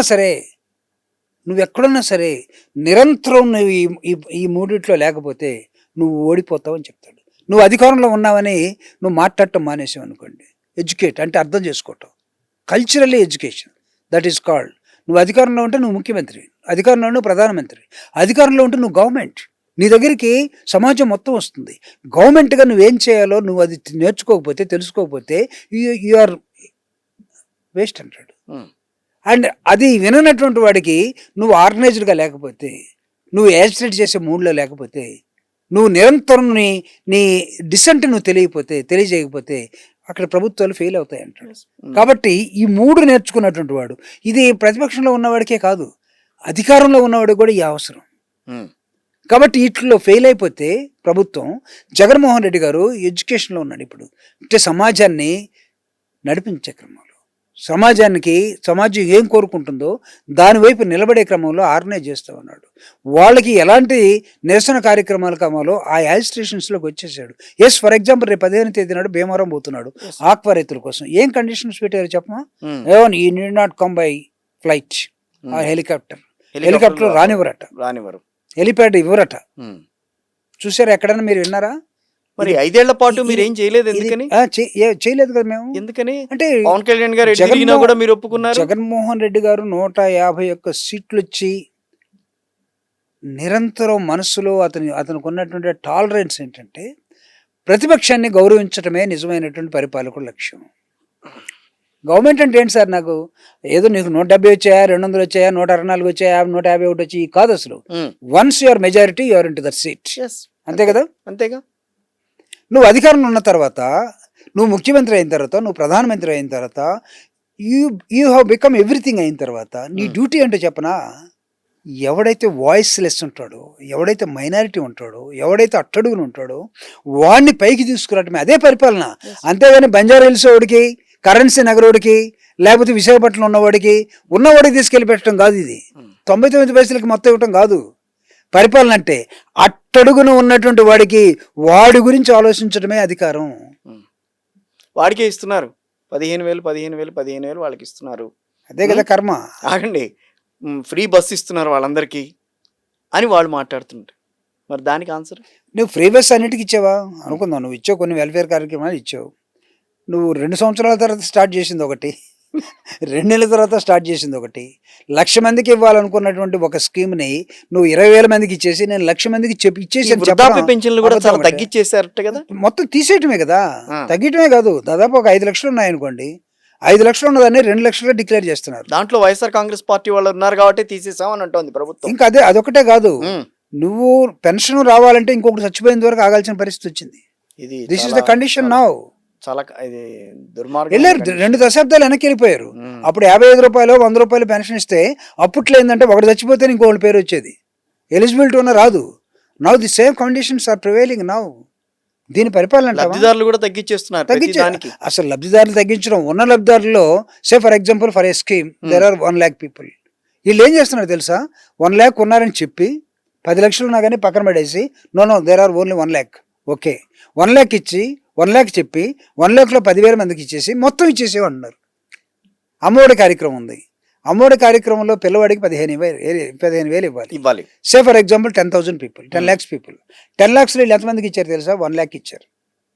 1 lakhలో 15,000 ఎంతమందికి ఇచ్చారు తెలుసా? 7,000 ఒకటికి, 8,000 ఒకటికి, 13,000 ఒకటికి. మళ్ళీ పెడతల దానిలో ఇచ్చి 50,000 మందికి ఇచ్చేసి మేము మొత్తం 15,000 ఇచ్చేసి 1 lakh అని చెప్పేశారు. ఎన్ని అబద్ధాలు అసలు! ఈ డిఫరెన్స్ అనేది ప్రజలకు కనిపిస్తుందా? ఎందుకు అర్థం కాదు? రానోడు గుర్తుపెట్టుకుంటాడుగా, చెప్తున్నాడు, వినేవాడాడి. అధికారులు ఆఫీసర్స్ ఉన్నారు, వాళ్ళేం చెప్తారు? ఎమ్మెల్యే చెప్పండి మేము ఏం చేయలేమండి, మీకు ఏమైనా కావాలంటే ఎమ్మెల్యే లెటర్ తీసుకున్నామన్నాడు. ఎమ్మెల్యే నీకు అసలు సర్వాధికారి ఎలా అయిపోతాడు? హూ ఈజ్ దిస్ ఎమ్మెల్యే అండి అసలు? Who is this representative? వాడికి ఇన్ని అధికారులు ఎక్కడి నుంచి వస్తాయి? వాడిని ఎక్కడ పెట్టాలి? Is after all you are there to prepare a policy. నేను కూడా ఎమ్మెల్సీగా ఉన్నాను కదా చెప్తున్నాను. You are there only prepare a policy, public policy అంతే. ఎగ్జిక్యూషన్లోకి వచ్చినప్పుడు ఎస్ క్వశ్చన్ చేయి, మీటింగ్లు పెట్టు, అవేర్నెస్ ఇవ్వు. అంతేగాని మొత్తం నీ ద్వారా జరగాలని దశలోకి ఎంఆర్ఓ నువ్వే తెచ్చుకుంటావు, ఎస్ఐ నువ్వే తెచ్చుకుంటావు, సిఐ నువ్వే తెచ్చుకుంటావు, ఎంపీడీఓ నువ్వే తెచ్చుకుంటావు. ఏం సామంతరాజులు అనుకున్నారా ఏంటిది? అది ఏ పార్టీ అయినా కానివ్వండి, మా పార్టీ అయినా సరే చెప్తున్నాను సార్. ఓకే, నో, ఇప్పుడున్న పార్టీ ఎక్కడి దాకా వెళ్ళింది, ప్రభుత్వం ఎక్కడి దాకా వెళ్ళింది? మొత్తం ఎమ్మెల్యే చెప్తే వాడికి ఏముంది అసలు? ఏముంది? మొత్తం ఆ నియోజకవర్గం సర్వం దోచుకోవటమే. ఎమ్మెల్యేకి ఇంత ముందులాగా బడ్జెట్లో ఆ నియోజకవర్గానికి రోడ్లు వేయండి ఒక 10 కోట్లు, ఆ నియోజకవర్గంలో స్కూల్స్ కట్టండి ఒక 20 కోట్లు, ఆ నియోజకవర్గంలో కమ్యూనిటీ హాల్స్ కట్టండి ఒక 5 కోట్లు, ఆ నియోజకవర్గంలో ఎలక్ట్రిసిటీ ఇవ్వండి, వాటర్ ఇవ్వండి, ఇదిగో 10 కోట్లు. మొత్తం ఒక నియోజకవర్గానికి 100 కోట్లు ఇస్తున్నామని రాజశేఖర రెడ్డి గారు చెప్పేవాడు. 100 కోట్లు ఎమ్మెల్యే కనపడేవి. అప్పుడు 100 కోట్లు నేను తెచ్చానని నియోజకవర్గానికి వెళ్ళి చెప్పుకునేవాడు. అసలు ఈ రోజు నాకు ఈ కూటమి ప్రభుత్వంలో ఒక ఎమ్మెల్యేకి తను ఎప్పుడైనా ఏమైనా అడిగితే 100 కోట్లు ఇచ్చినటువంటి చరిత్ర ఎక్కడ చెప్పమానండి. ఒకవేళ అప్పుడేం జరిగేది? 100 కోట్లు ఒక 10%, 5% వాడు కొట్టేసేవాడు అనుకుందాం. 100 కోట్లు దాకా ఎందుకు? నా నియోజకవర్గంలో పెద్ద రోడ్డును నేను దాన్ని పునర్నిర్మించగలిగాను, లేకపోతే దాన్ని బాగు చేసి వేయగలిగాను అని చెప్పిన వాళ్ళు ఎవరైతే లేరు కదా. ఇప్పుడు ఏమైపోయింది? ఎమ్మెల్యేకి రిసోర్స్ సెంటర్ ఏంటి? ఇప్పుడు ఆ నియోజకవర్గంలో ఉన్న ఇసుక, ఆ నియోజకవర్గంలో ఉన్న మట్టి, ఆ నియోజకవర్గంలో ఏమన్నా మినరల్స్ ఉంటాయి, ఆ నియోజకవర్గంలో ఆ గ్రామాల మధ్య తగాదలు పెట్టి పోలీస్ స్టేషన్లకి ఎస్ఐ ఒకటి పిలిస్తే రెండో వాడు ఇంకొకటి రావాలంటే ఇద్దరు తగాద పెట్టడం, డబ్బులు తీసుకోవటం. కాదండి, గాడి తప్పుతోంది అని నేనంటాం కాదు, మీ దృష్టిలోకి వచ్చిన సందర్భాలు ఏంటి అసలు? అంటే there is no law and order right in the state, number 1. Number 2, revenue is not at all working. Revenue functioning లేదు. అంటే దట్ మీన్స్ రెవెన్యూ ఫంక్షనింగ్ అంటే నీకు మొత్తం కలెక్టర్ దగ్గర నుంచి సరిగా ఎక్కడ కూడా డెలిగేషన్లో పనిచేస్తున్న విధానం కనపడుతుంది. మొత్తం they are all waiting for the chief ministers orders. ఎమ్మెల్యేకి ఏమి లేదు, మినిస్టర్కి ఏమి లేదు. మీరున్న టైంలో డెలిగేషన్ ఆఫ్ అథారిటీ అనేది ఉండేది. ఖచ్చితంగా ఇప్పుడు కూడా ఉండాలి. ఇప్పుడు ఆ. ఎవరు మంచి ఉంది? అసలు ముఖ్యమంత్రి కానటువంటి ఒక డిఫెక్ట్ ఒక మంత్రి ఆయన కోసం ఎదురు చూడటం ఏంటి అసలు? ఓకే, డిఫెక్ట్ ఎంత ప్రమాదకరమో తెలుసా? కిచెన్ క్యాబినెట్స్ అంటాం, పబ్లిక్ అడ్మినిస్ట్రేషన్ కిచెన్ క్యాబినెట్స్ అక్కడి నుంచి నడుపుతారట ఎవరికి ఏది కావాలన్నా. మీకు జహంగీర్, బాబర్, అక్బర్ వీళ్ళ స్టోరీలు తెలుసు కదా. తాతను చంపాలంటే తండ్రి వెయిట్ చేసేవాడు, నీడు ఎప్పుడు చచ్చిపోతాడు, అధికారం నాకు వస్తుంది, చావట్లేదు అనుకోడు, ఆరోగ్యంగా ఉన్నాడు, వేసేసేవాళ్ళు. ఎలా వచ్చింది నీకు హైరార్కీ? బాబరు, జహంగీరు, అక్బరు ఇవన్నీ మనం చూసినట్లయితే ఈ చరిత్ర మొత్తంలో కూడా కిచెన్ లో చచ్చిపోయినాడు ఒకడు, ట్రావెల్స్లో చచ్చిపోయి ప్రయాణంలో చచ్చిపోయిన ఒకడు చంపినాడు ఎవడు, వాడు కూడా ఉండేవాడు, చంపి అధికారాన్ని ప్రకటించుకునేవాళ్ళు. ఈరోజు కిచెన్ క్యాబినెట్ ఎలాంటిదంటే ఉన్నవాడిని ఏ అధికారం లేకుండా మనిషి ఉంటాడు, చంపేస్తారు. Somebody will dictate right, okay, from somewhere. So ఇది నడుస్తూ ఉంది ఇప్పుడు. సో కాబట్టి మేము గుర్తించింది ఏంటంటే వాళ్ళు ముగ్గురు బాగానే ఉన్నారండి, వాళ్ళు కలిసికట్టుగానే నడుస్తున్నాం అని చెప్పి వాళ్ళు మాట్లాడుతున్నారు. అంతా కలిసికట్టుగానే ఒక ట్రాక్ మీద వెళ్తున్నారని చెప్పి ప్రజలు భావిస్తున్నారు. ఇప్పుడు అందనిది ఏమిటి, మీరు చెప్తున్న దాంట్లో ఏంటి గాడి తప్పుతోందని అంటే వాళ్ళు పథకాలు అందజేయలేకపోతున్నారు అని అంటున్నారు. మరి దానికి నాట్ ఓన్లీ దట్, పథకాలు అనేది ఒక ఫ్యాక్టర్. ఓకే, సో నువ్వు రాష్ట్రాన్ని ఏ విధంగా తీసుకెళ్తున్నావో you should have a policy first of all. What is that public policy? Public policy is most important for an administration, for a state or for a country or for everything. What is your public policy? నీ public పాలసీలో నువ్వెక్కడున్నావు ఒక Telugu Desam party నాయకుడిగా, నువ్వెక్కడున్నావు ఒక జనసేన నాయకుడిగా, నువ్వెక్కడున్నావు ఒక BJP నాయకుడిగా. Show me the now what is the I mean structural functioning of BJP party in the కూటమి. చెప్పండి నాకు, బీజేపీ వాళ్ళు ఎక్కడైనా ఏమైనా మాట్లాడుతున్నారా? ఏమైపోయారు? కూటమిలో మీరు అందరూ కూడా భాగస్వామ్యమే కదా. ఢిల్లీ మీరు పోతే ఢిల్లీలో వాళ్ళ కాళ్ళు మొక్కాల్సిందే, ఎందుకంటే వాళ్ళు లేకపోతే మీకు ఇక్కడ ఏమి జరగవు అన్న దానిలో ఉంటారు. కానీ ఢిల్లీలో అలా ఉంది, గల్లీలో ఎలా ఉంది, స్టేట్లో ఎలా ఉన్నారు బీజేపీ వాళ్ళు? ఎక్కడ కనపడరు.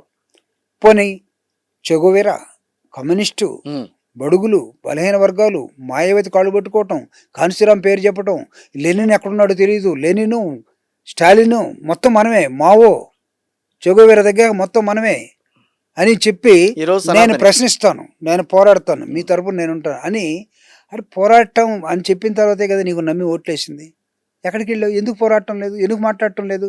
ప్రభుత్వం గాడి తెప్పిందని ప్రతిపక్షం మాట్లాడుతూ ఉంటే, ఈ రాష్ట్రంలో పౌరులు చనిపోతూ ఉన్నారు, ఈ రాష్ట్రంలో మాట్లాడితే కేసులు పెడుతున్నారు, ఈ రాష్ట్రంలో ప్రజా పరిపాలన లేదు అని మాట్లాడుతూ ఉంటే ఒక్కటి కూడా నీకు వినపడటం లేదా? ఒక్కటి కూడా కనపడటం లేదా?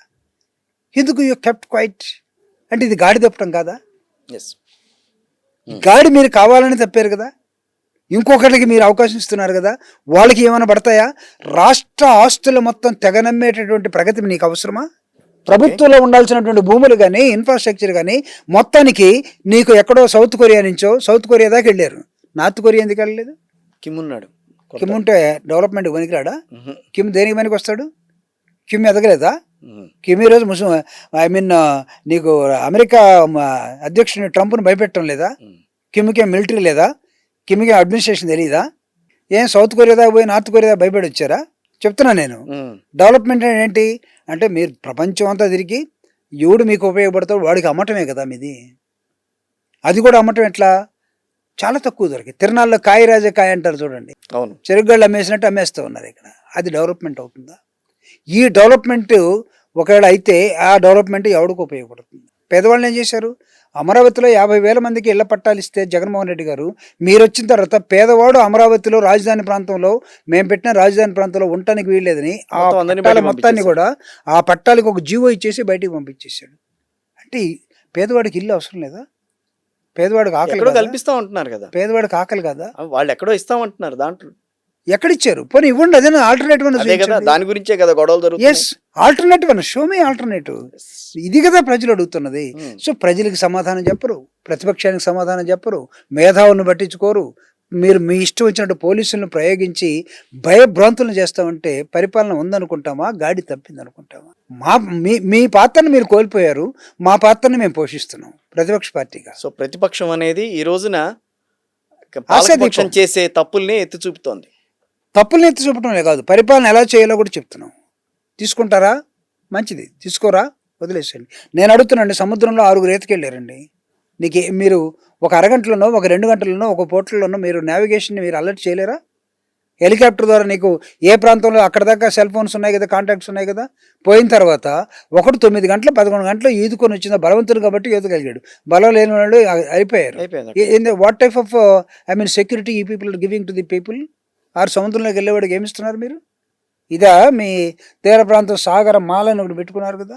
తీర ప్రాంతంలో రేపు మీరు మొత్తం బిజినెస్ అంతా కూడా సముద్ర మార్గంలో చేయబోతున్నారు కదా. సముద్రంలో జరుగుతున్న వీటికి సెక్యూరిటీ ఎక్కడ ఉందని అడిగితే అంటే చేపలు పట్టుకునేవాడికి ఏమి ఉండదు, షిప్పుల్లో వచ్చేవాడికి వేరే వాడికి దోచుకునేవాడికి మీరు తీరం మొత్తం అప్పచెప్పేస్తారా? ఇదే మీ తీర ప్రాంత డెవలప్మెంట్. ఎందుకు ప్రైవేటైజేషన్ వైపు తీర ప్రాంతంలో మొత్తం విశాఖ తీర ప్రాంతంలో మొత్తం జనం సాయంత్రం పోవడానికి సముద్ర తీరానికి వెళ్తే అక్కడ బీర్లను మందులు పెట్టి అమ్ముతారా మీరు? అక్కడ పోయి ఫ్యామిలీస్ తోటి తల్లిదండ్రులు పిల్లలు మనవాళ్ళు మనవరాళ్ళు ఆడుకుంటారా, లేకపోతే బీర్ తాగి వస్తారా? What type of administration? Don't you feel shy? ఎంతకాలం మనుషుల ప్రాణాలు తీసే ప్రాణాంతకమైనటువంటి వ్యాపారం చేసి ప్రభుత్వం వెలిగిపోతుందనో లేకపోతే డెవలప్ అవుతుందని చెప్తారండి? How long? బతకండి, not at the cost of others. Right. You live, let people also allow to live. That should be the democratic principle. You live, let people allow to live. అంతేగాని don't try to kill those people. వాళ్ళందరూ చచ్చిపోయారు కాబట్టి నేను బతుకుతాను అనుకోకండి. You don't have that right. I'm very serious on this. You don't have. yes of course. నువ్వు ప్రభుత్వం అయినంత మాత్రాన నీకు అన్ని హక్కులు ఉంటాయని భావిస్తున్నారా ఏంటి? Do you think that you're above everything, above all? అన్నిటికన్నా నువ్వు అతీతుడు అనుకుంటావా? Don't think that you are above all. You have got your own limitations. Government ఏదైనా దానికి ఒక లిమిటేషన్ ఉంటుంది. ప్రజల చేత ప్రజల కోసం ఎన్నుకోబడ్డ ప్రభుత్వం ఏది. నువ్వు గాడి తప్పిన రోజు గుర్తు చేయటానికే ప్రతిపక్షం. గుర్తు చేసిన ప్రతిపక్షాన్ని నువ్వు చిందరమద చేసేస్తామని, చిత్రహింసలు పెడతామంటే కుదరదని చెప్తున్నావు. ఇక్కడ ఎవరు కూడా బెదిరిపోయేళ్ళు ఎవరు లేరండి. జగన్మోహన్ రెడ్డి గారు బెదిరిపోతారు అనుకున్నారా ఏంటి? జగన్మోహన్ రెడ్డి గారు హిమాలయ పర్వతాలంతా ఉన్న ఒక రాజకీయ పార్టీని కూడా వ్యతిరేకించి బయటకు వచ్చి నిలబడ్డటువంటి వ్యక్తి. తర్వాత అధికారంలో 5 సంవత్సరాలు పరిపాలించిన వ్యక్తి. మీరు ముగ్గురు కలిపి ఒకటైతే మేము భయపడతామనో, ఏదో పొరపాటున మీరు గెలిస్తే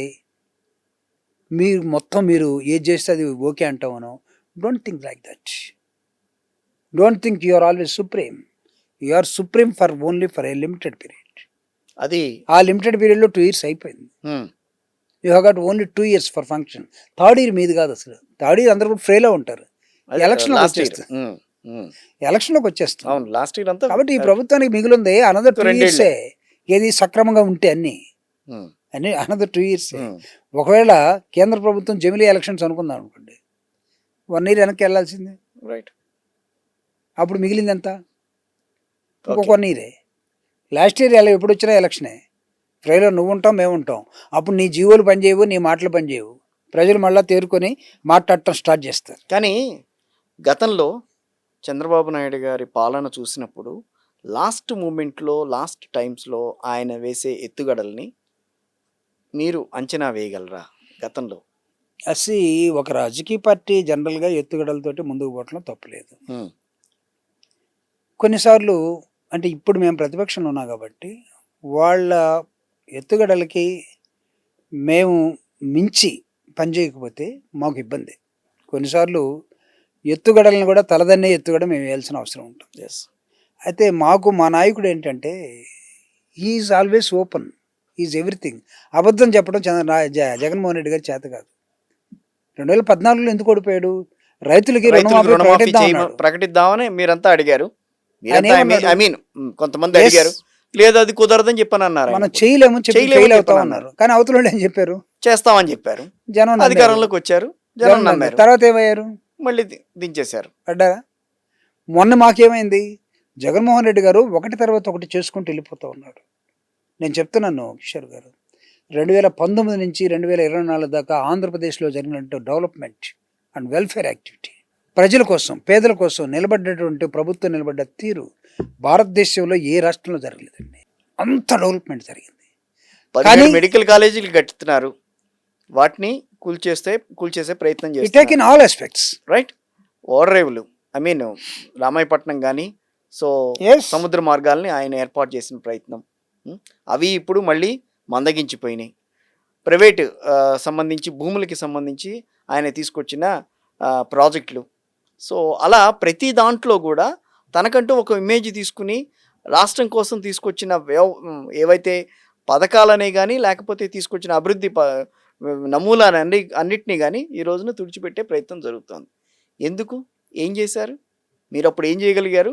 ఇప్పుడు వాళ్ళు ఏం చేస్తున్నారు ఇక్కడ? అదే అంటే మా మీద వాళ్ళు వేసినటువంటి ఎత్తులు లాస్ట్ 1 yearలో నిజంగా గమనించలేకపోయాం. అంతే కదా. నీకు ఏంటి రీసర్వే చేసినందుకు జగన్మోహన్ రెడ్డి గారు ఈ దేశంలో ఆంధ్రప్రదేశ్లో ఒక ల్యాండ్ రీసర్వే చేశాడు. ఇది ఎప్పుడుది? ఇది అసలు బ్రిటిష్ వాళ్ళు ఉన్నప్పుడు దాదాపు 80 సంవత్సరాల క్రితం భారతదేశంలో ఒక సర్వే జరిగింది. అది కూడా కొన్ని ప్రాంతాల్లో మాత్రమే. బ్రిటిష్ వాళ్ళు ఎప్పుడున్నారు? రవి అస్తమించిన బ్రిటిష్ సామ్రాజ్యవాదులు ఈ దేశాన్ని పరిపాలించారు 200 సంవత్సరాల క్రితం అని మనం చదువుతాం. వాళ్ళు ఒక సర్వే చేశారు. తర్వాత మనకు స్వతంత్రం వచ్చిందని చెప్పుకుంటున్నాం. వచ్చిన తర్వాత డాక్టర్ బాబాసాహెబ్ అంబేద్కర్ ఏం చెప్పాడంటే, ఈ దేశంలో ఇమీడియట్గా భారత రాజ్యాంగం రాసుకున్న దాని ప్రకారం మనం అందరం కూడా సరైన పద్ధతిలో వెళ్ళాలంటే, ఈ దేశం వెలగాలంటే నిజంగా భూమి అందరి చేతుల్లో ఉండాలి. కానీ ఇప్పుడు పరిస్థితుల్లో సంస్థానాధీశుల చేతుల్లో, భూస్వాముల చేతుల్లో, పెత్తందారి వర్గాల చేతుల్లో, పెట్టుబడిదారి వర్గాల చేతుల్లో, కొంతమంది చేతుల్లోనే ఈ భూమి లక్షల హెక్టార్లు ఉండిపోయింది. దాన్ని ప్రజలకి మొత్తం పంచాలంటే you distribute the land. To distribute the land first of all నువ్వు ఒక సర్వే చేయమన్నాడు. ఎవరి చేతుల్లో ఉందో తెలియాలి కదా ముందు. దానికి ప్రభుత్వానికి ఏం చెప్పాడంటే, you survey the land first, then you go for distribution.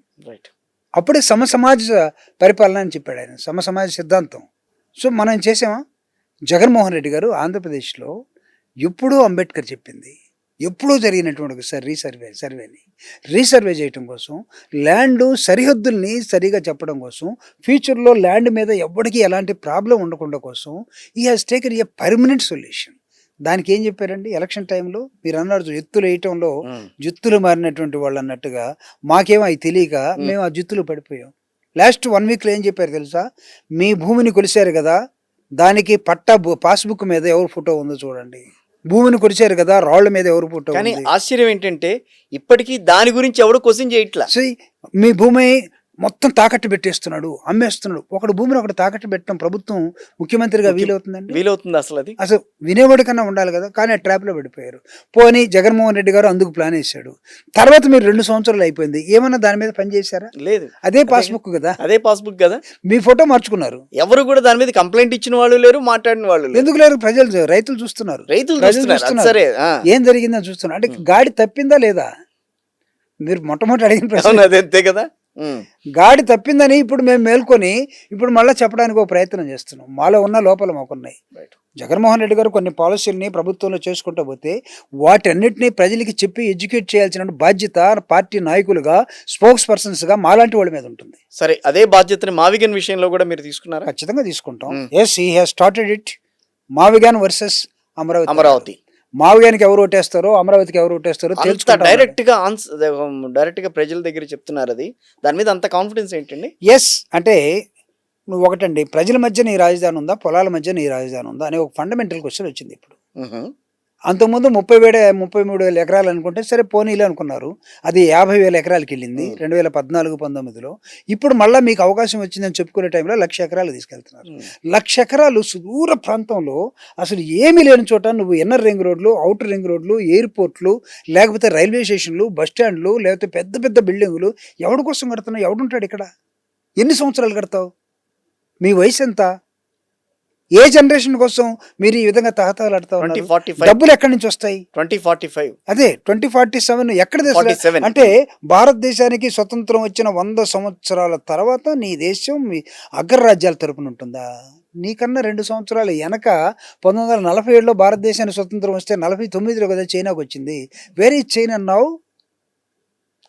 సిద్ధాంతాల్లోకి వెళ్తే డిఫరెన్స్ అది చెప్తున్నా. అంటే నువ్వు డెవలప్డ్ కావాలంటే 2025లో మాట్లాడుతున్నావు, 24లో మాట్లాడుతున్నావు, 2047కి 100 సంవత్సరాలు అవుతుంది.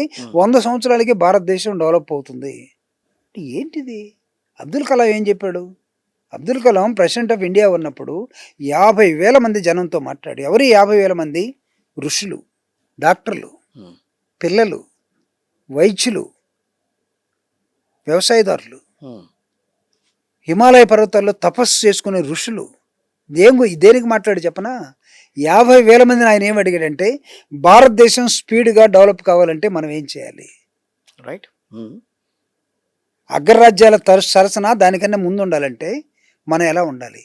He has taken opinions from all these sectors. ఋషుల్ని ఎవడని అడుగుతాడా? హిమాలయాల్లో తపస్సు చేసుకున్నాడు వాడు నిస్వార్థమైన మనిషి అనుకుంటాడు. అంతేగా. నిస్వార్థమైన మనిషి ఎలాంటి సలహా ఇస్తాడు? కరెక్టే ఇస్తాడు కదా. పిల్లలు ఎలాంటి సలహా ఇస్తారు? కరెక్ట్గా చెప్తారు. మేధావులు ఎలాంటివి చెప్తారు? వ్యవసాయదారులు ఎలాంటి చెప్తారు? వ్యవసాయదారులు నా పొలం మాత్రమే పండాలి, మిగతా పొలాలు ఎండిపోయేటట్టుగా మీరు ఒక ఫార్ములా తయారు చేయమని చెప్తారా? లేదు కదా. దేశం సస్యశ్యామలంగా ఉండాలంటే ఇప్పుడున్న దానికన్నా ఎలా పనిచేయాలో వాడు అద్భుతంగా చెప్తాడు. ఎందుకంటే రైతు always is a practical person. అందుకే రైతే రాజు అంటారు. రైతే రాజు అన్నాం కదా, కానీ రాజుకు సున్నం పెడతాం కదా మనం. ఇప్పుడు ఆ రైతే కదా నిన్న అమరావతిలో చచ్చిపోయింది. ఆ రైతు పొలం కదా, వాడు ఇవ్వను మొర్రో అంటే కోర్టులో వేసుకుంటే లాగి అవతల పడేసి కోర్టు ఎవడు నువ్వెవడు నేనే అన్నట్టుగా దిక్కున్న చోట చెప్పుకోమంటే వాడు ఏమని చచ్చిపోయాడు. ఏంటి సార్ మావిగన్ గాడిలో ఉందా లేదా చెప్తున్నాను. మావిగన్ ప్రజల మధ్యలో ఉండాల్సినటువంటి ఒక ప్రాంతం, నీకు ఓడరే ఉంది, నేషనల్ హైవే ఉంది, రైల్వేస్ ఉన్నాయి, అండర్ గ్రౌండ్ కేబుల్స్ ఉన్నాయి, ఎవ్రీథింగ్ ఈజ్ 70 లక్షల మంది ప్రజలు ఉన్నారు. ఈ ప్రాంతంలో నువ్వు కాస్త 20,000 కోట్లతోటి ఇక్కడ నువ్వు డెవలప్ చేస్తే నీకు చాలా క్విక్గా ఒక రాజధాని వస్తుంది. 1,00,000 ఎకరాలు నువ్వు చేసేది నీకు కనపడదు. ఇది చాలా మోసం చేయడానికి అవకాశాలు ఉన్నాయి. అక్కడ అవినీతికి నిలయమైనటువంటి ప్రాంతం అది. అవినీతి మీద ఖచ్చితంగా మేము పోరాటం చేస్తాం. అవినీతి జరుగుతోందని చెప్పి ప్రతిపక్షం మాట్లాడుతోంది చెప్పించి జనం మాట్లాడలేదని అంటున్నారు. జనం ఎందుకు మాట్లాడలేదని ఆ ప్రాంతంలో ఉన్న రైతులే మాట్లాడుతున్నారు. ఇప్పుడు ఈ రోజు మాట్లాడుతున్నారు. 4,000 ఎస్ఎఫ్టీ నీకు వస్తూ ఉంటే నువ్వు 2,500 రూపాయలు ఎస్ఎఫ్టీ పెట్టి ఎలా కొంటావు అసలు చెప్పండి నాకు. ఒక ఎకరం మీద 2 కోట్లు ఎలా ఖర్చు పెడతావు డెవలప్మెంట్ కోసం? ఒక ఎకరా ల్యాండ్ కొని 2 కోట్లు దాని మీద ఖర్చు పెట్టేది ఒక డెవలప్మెంట్. 2 కోట్లు ఖర్చు అయితే ఎవడు జేబులో పోతుంది? 4,000 ఎస్ఎఫ్టీకి వచ్చేది 2,000 ఎస్ఎఫ్టీ, 2,500 ఎస్ఎఫ్టీ ఉంటే 5 పెరిగిన దానికి ఎవడు జేబులోకి వెళ్తుంది? ఇది అవినీతి కాదా? రైట్. ఎవరిని నువ్వు ఒక 30 సంవత్సరాల తర్వాత 20 సంవత్సరాల తర్వాత నీకు నీ కుటుంబానికి నీ పార్టీకి ఉపయోగపడే ఇంకొక ఔశ్వర్యవంతుని ఎవరిని తయారు చేయడం కోసం నువ్వు ఈ కాంట్రాక్ట్లు ఇస్తున్నావు? ఇది కదా మా ఫైటింగ్. ఇప్పుడు ఇక్కడ కదా మేము మాట్లాడుతుంది. ఈ అవినీతిని నిర్మించి ఏదో చేయాలనుకునే దానికన్నా నువ్వు ప్రజల మధ్య నిర్మించు. ఇది కదా మావిగాను. అందుకే జగన్మోహన్ రెడ్డి గారు ఏమన్నారు, మావిగాను ఫస్ట్లో ఏం చెప్పాడు, ఏప్రిల్ 1వ తేదీ నాడు పార్లమెంట్లో అమరావతి అనే ఒక లేని పదాన్ని మీరు పార్లమెంట్లో చేరుస్తూ ఉంటే, అవసరం లేని పదాన్ని, రీఆర్గనైజేషన్ యాక్ట్ ప్రకారం అవసరం లేదు, కానీ మీరు చేస్తూ ఉంటే ఆ రోజు ఏం చెప్పాడంటే, see there is a alternative plan B I'm showing, that is called Mavigan. Only alternative plan B అన్నాడు. దాన్ని మీరే నవ్వే వదిలేశారు, ఏహ్యంగా మాట్లాడారు, పిచ్చోడు అన్నారు. ఇప్పుడు ఏమన్నాడంటే ఆయన, మావిగాన్ వర్సెస్ అమరావతి తేల్చుకున్నారండి అన్నాడు. మీరు అనొచ్చు, ఇది నిజంగా తేల్చుకుంటారా, అంత శక్తి మీకుందని మీరు మమ్మల్ని ప్రశ్న వేయచ్చు. ఎస్, ఈరోజు మేము జగన్మోహన్ రెడ్డి గారు ఇచ్చినటువంటి ఈ ఫార్ములా మీద, ఈ ఆలోచన విధానం మీద, ఈ కొత్త ప్రిన్సిపల్ మీద ఆంధ్రప్రదేశ్కి మొత్తం ఇది అభివృద్ధి చెందడానికి అవకాశం ఉందనే దాని మీద మేము ప్రజల్ని ఎక్స్ప్లెయిన్ చేసుకుంటూ మేము వెళ్తాం. ఈరోజు ఇందాక నేను చెప్పాను చూడండి, ఎడ్యుకేట్, యాజిటేట్ అండ్ ఆర్గనైజ్. ఇప్పుడు ఎడ్యుకేషన్లోకి మేము వెళ్తాం, ప్రతి మనిషిని కదిలిస్తాం.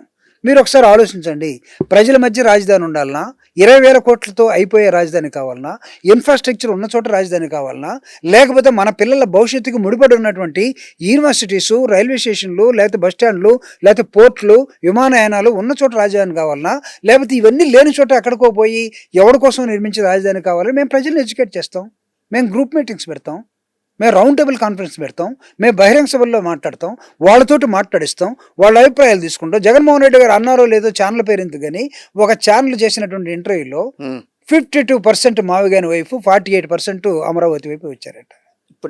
ఇప్పుడే మేము ఇంకా ఎడ్యుకేషన్ ఇస్తూ పోయిన తర్వాత, ప్రజల్లో అవేర్నెస్ పెంచుతూ పోయిన తర్వాత, అక్కడ అవినీతి మీద మేము మాట్లాడిన తర్వాత, ప్రూవ్ చేసిన తర్వాత మీరేం చేస్తారు? మా మీద ఉక్కు పదం మోపుతూ పోతారు. అవునా? ఈ రెప్రెషన్ని ప్రజలు చూసిన తర్వాత, మేము తట్టుకున్న తర్వాత ఇంకెంతకాలం మీరు ఉంటారు? ప్రజలు వాస్తవం తెలుసుకోరా? ఓకే. కాబట్టి our duty is that to explain the fact to the people. Right. నేను ఈ క్వశ్చన్ అడగడం కొంచెం మీకు బాధ కలిగించవచ్చు, కానీ తప్పదు. గతంలో 3 రాజధానులు అన్నారు, ఆ తర్వాత ఈ రోజున మావిగన్ అంటున్నారు. దేనికి స్టిక్ ఆన్ అవ్వాలి? అంటే ఇంకొక క్వశ్చన్ కూడా మీరు మాకు ఇచ్చు వేయండి. మీరే ఇచ్చు. అమరావతిలో ఉండి అమరావతిని కాదని మీరు 3 రాజధానులు అన్నారు. అసలు అమరావతి మీద మీ అభిప్రాయం ఏంటని కూడా అడగచ్చు. ఎస్, అమరావతిని జగన్మోహన్ రెడ్డి గారు ఎప్పుడు కాదనలేదు. ఎస్, ఇప్పుడు మావిగన్ అన్న పదాన్ని తీసుకొస్తే అది అగైనిస్ట్ అమరావతి అన్న ఫీలింగ్ తీసుకొచ్చే ప్రయత్నం జరుగుతోంది పాలకపక్షం నుంచి, కూటమి నుంచి. మీరు అడిగినటువంటి 3 రాజధానులు కూడా అన్నాం. అంటే ఏంటి మా ఉద్దేశం? ఇప్పుడు దాని నుంచి మీరు కూడా పక్క వెళ్ళట్లేదు. మూడు రాజధానులు అన్న పదాన్ని మేము సరిగా ఎక్స్ప్లెయిన్ చేసుకోలేక ఇబ్బంది పడాము కానీ అది yes what is the financial capital for Andhra Pradesh now you tell me is not Vizag. Vizag. ఇప్పుడు మరి మీరు ఇప్పుడు అక్కడే లేస్తే కదా మీరు మీరు గూగుల్ పెడతాము లేకపోతే ఇవన్నీ తీసుకొద్దాం అని టోటల్ మీరు డిపెండ్ అయిన ప్రాంతం అదే కదా, అదేగా నాట్ ది అమరావతి కదా. కాదు, అంటే దాని అర్థం ఏంటి? అక్కడేగా 99 పైసలకు వచ్చినా ఇచ్చేస్తానంది. దాని అర్థం ఏంటి? మీరు కూడా ఆ ప్రాంతం మీదే ఉన్నారు కదా. మేము చెప్పింది కూడా అదే కదా. కర్నూలు జ్యుడిషియల్ క్యాపిటల్ అన్నాం. Yes Amaravati it is there legislative capital. మేము చెప్పింది అదే కదా. అంటే మాకు మేము ఈ డీసెంట్రలైజేషన్ మోడల్ లేదా మూడు ప్రాంతాలు అభివృద్ధి చెందడానికి అని వెనక చెప్పుండొచ్చు, ఇది ముందు చెప్పుండొచ్చు. కానీ దాన్ని మీరేం చేశారంటే మీ ఎత్తులు మీ జిత్తులు అన్నీ కూడా మా మీద ప్రయోగించి చూసావా ఇదేదో మూడు రాజధానులు అంటే అసలు ఏమీ లేకుండా పోయింది, అది అట్టట్లా ఉంటుంది, అప్పుడే ఉన్నాడు ఇల్లు కట్టుకుంటా ఉన్నాడు, ఇవన్నీ మా మీద నెట్టేశారు. కానీ ఈరోజు మీరు చేస్తుంది చెప్పి మీరు మాట్లాడుతుంది అమరావతిని గురించి, కానీ మీరు పనిచేస్తుంది ఇప్పుడు వైజాగ్. మీరు అమ్ముతుంది వైజాగ్. మీరు రేపటి తరానికి అమ్ముతుంది ఇప్పుడు అమరావతి. అంటే ఈ దాదాపు రాబోయే తరం కూడా ఇంకో 30 సంవత్సరాలు అమరావతి ఎలా ఉంటుందో ఎవడు చూడలేడు. ఇప్పుడు ఇంకొక 30 years. దాని అర్థం ఇప్పుడు 60లో ఉన్నవాడు ఇప్పుడు 50లో ఉన్నవాడికి అమరావతి ది బిగ్ జీరో. అదేంటండి రేపు దిగిపోయే లోపల అమరావతిలో ఆకాశ హర్మ్యాలు కనిపిస్తాయంటున్నారు. To build a capital it is not that much easy. It is not a story of 2 years or 3 years. See for example Hyderabad is there. ఏమంటాం మనం 400 సంవత్సరాలు అంటాం. హైదరాబాద్ ఏమంటాం మనం సిటీ ఆఫ్ కమ్యూనిటీస్. ఒకరోజు పెరిగింది కాదే. మనం చెప్పుకోవచ్చు మనం కట్టామని, కానీ సలార్జంగ్ ఉన్నాడు అక్కడ. అవును, అక్కడ హైదరాబాద్ నిర్మించినటువంటి కమ్యూనిటీస్ ఉన్నాయి, రాజులు ఉన్నారు. అక్కడి నుంచి మొదలైంది డెవలప్మెంట్. అంతేగాని మనకి ప్రజలు ఇచ్చిన 5 సంవత్సరాలు 2 సంవత్సరాలు అయిపోయిన తర్వాత ఇంకో 2 సంవత్సరాలు మేము మొత్తం చేస్తామంటే చెవుల్లో ఎవడికి కూడా క్యాలీఫ్లవర్స్ లేవు, ఏం జరగదు. 30 years అది పడుతుంది. 30 years దాన్ని ఎవడు చూడబోతున్నాడు? ఇప్పుడున్నటువంటి 77 ఏళ్ళ వయసు వాళ్ళు 70 ఏళ్ళ వయసు వాళ్ళు కెన్ యూ ఇమాజిన్? నో. ఇప్పుడున్న 60 ఏళ్ళు నో, ఇప్పుడున్న 50 ఏళ్ళు నో, ఇప్పుడున్న 47 ఏళ్ళు నో. ఎవడు చూస్తాడండి? ఇప్పుడున్న 20 ఏళ్ళు 30 ఏళ్ళు చూస్తాడా? అంటే ఎవడు నమ్ముతాడు? ఎక్కడ ఇల్యూజన్లోకి తీసుకెళ్ళిపోతున్నారు మీరు. అంటే గాలి మేడలు కట్టేస్తామంటే లేకపోతే మీరు ఒక్కళ్ళే నిర్మిస్తామంటే మీరు అన్నీ మొత్తం మేమే కనిపెట్టాం, ఈ మైక్ కూడా మేమే కనిపెట్టామంటే నమ్మారు కొంతకాలం. కానీ ఈజ్ ఇట్ పాసిబుల్ నా? ఒకవేళ అదే నిజమైతే సింగపూర్ అన్నారు, what happen to Singapore model? సియోలు ఎందుకు ఇప్పుడు మీరు అక్కడ సౌత్ కొరియా ఎందుకు వెళ్ళారు? ప్రపంచం అంతా తిరుగుతున్నారు. అసలు ప్రపంచం అంతా తిరగటం ఏంటంటే అమరావతిని నిర్మించాలంటే ఈస్ట్ వెస్ట్ గోదావరిలో ఉన్నటువంటి ఆ రైతులను పట్టుకొని చాలు నేను చెప్తున్నాను. ప్రపంచవ్యాప్తంగా విస్తరించి వ్యాపారాల పేరుతోటి ఉన్నవాళ్ళు ఎవరంటే ఈస్ట్ వెస్ట్ గోదావరిలో ఉన్న రాజులు, మిగతా కమ్యూనిటీస్. 1000 కోట్లు ఉన్నాయి. వాళ్ళని అడగండి క్యాపిటల్ ఎలా కట్టాలో ఎక్కడ నిర్మించాలో చెప్పరా? మీకు డొనేషన్ ఇచ్చేవాడు లేడా? చారిటీ ఇచ్చేవాడు లేరా?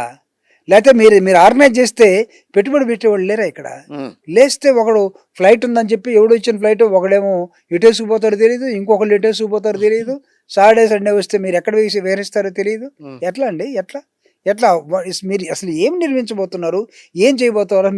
మీ పరిపాలన కానీ మీరు కానీ మీ ముగ్గురు కలిపి ఏమైనా పట్టాల మీద ఉన్నారా లేకపోతే బయట ఉన్నారా చెప్పండి? ఏం బీజేపీకి ఏం కనపడటం లేదా? లేస్తే ప్రపంచం అంతా మాట్లాడుతున్నారు కదా. సెంట్రల్ గవర్నమెంట్ నేను అడుగుతున్నాను మోడీ గారిని, with due respect, have a look towards Andhra Pradesh. Just today you may be Melbourne ఉండొచ్చు, అక్కడ ఆ దేశం అధ్యక్షులతోటే మీరు మాట్లాడచ్చు. But why can't you think of Amaravati, what is happening there now? It is most important. Already డబ్బులు ఇస్తారు వాళ్ళు, ఆర్థిక సాయం చేస్తారు. అసలు చేసేది ఎక్కడ? క్యాపిటల్కి చేసే సమస్య లేదు. రియార్నేషన్ ప్రకారం రావాల్సినటువంటి ప్రత్యేక హోదానే లేదు, లేదా క్యాపిటల్ నిర్మాణానికి లేదు, ఏమీ లేదు. ఏది ఇచ్చినా ఇంట్రెస్ట్కి ఇస్తారు, లేకపోతే ఎవడో ఒకటికి చెప్తారు పలానోడికి అవసరం ఉందంట, నీ రేటు వాడికి చెప్పి ఇంట్రెస్ట్కి ఇచ్చేసి అంటారు. నేను అడిగేది ఒకటేనండి. సో మీరు మావిగాన్ వర్సెస్ వచ్చిన తర్వాత గురించే Mavigan is going to a commodity in the future elections. ఆంధ్రప్రదేశ్లో ప్రభుత్వంలో ఎవడు ఉండాలో తేల్చే సబ్జెక్టే మావిగాన్ జగన్మోహన్ రెడ్డి గారు చెప్పింది. అంత కాన్ఫిడెన్స్ ఏంటి? మేము చెప్తున్నాం.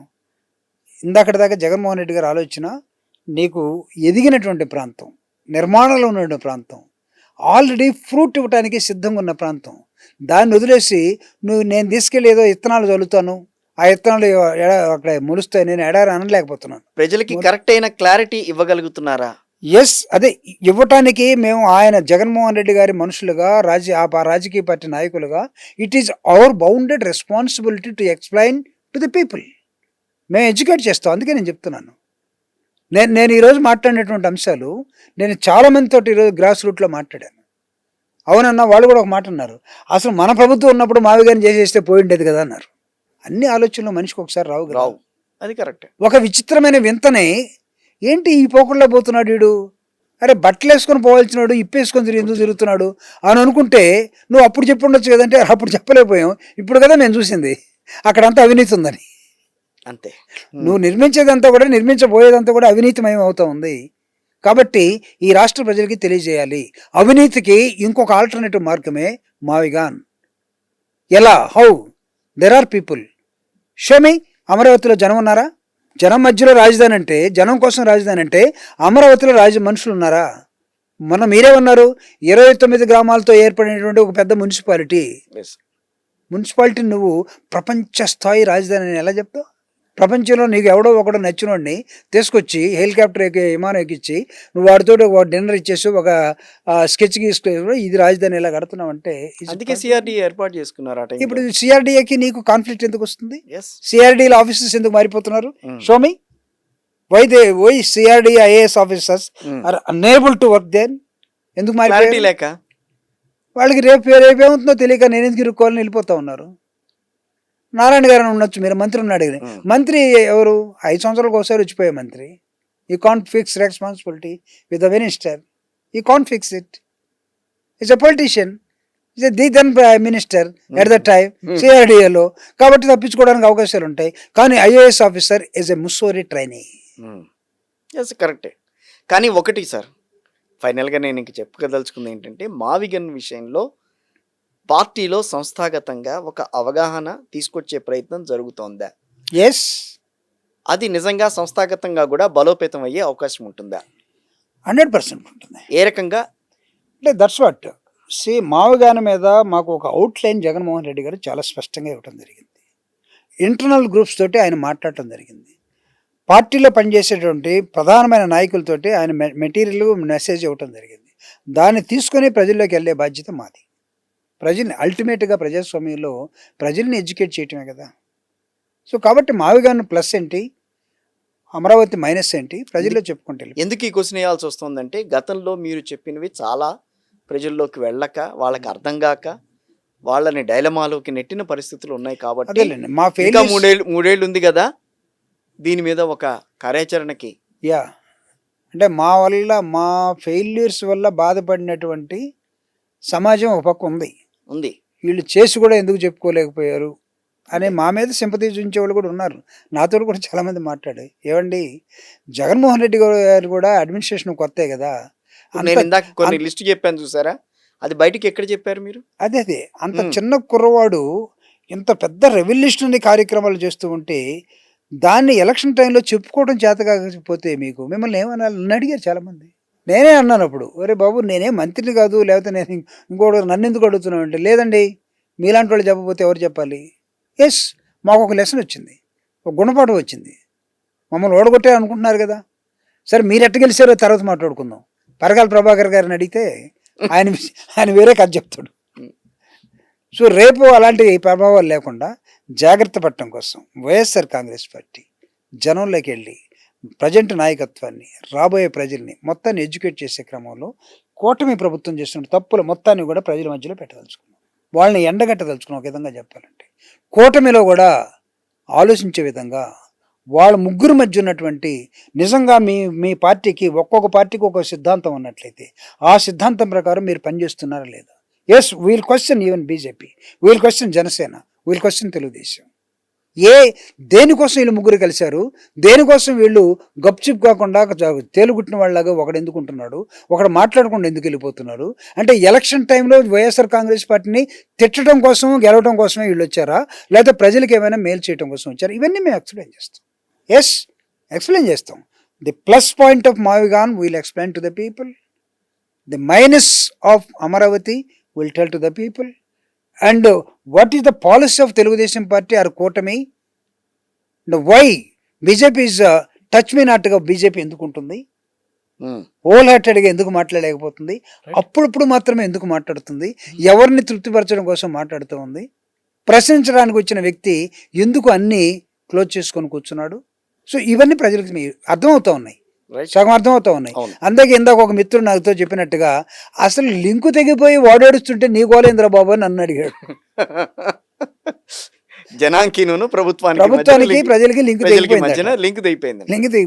తెగిపోయినప్పుడు మాకు ఈజీ మార్గాలు మాకు కనబడుతున్నప్పుడు ప్రజల దగ్గరికి వెళ్ళి మీరు చెప్పుకోండి అన్న తర్వాత మేము వాళ్ళ మీద ఆడటం ఎందుకు? అందుకే నేను చెప్పాను అసలు పవన్ కళ్యాణ్ గారి గురించి అసలు మాట్లాడటం మానేయండి అని చెప్పాను. ఎందుకు చెప్పాను?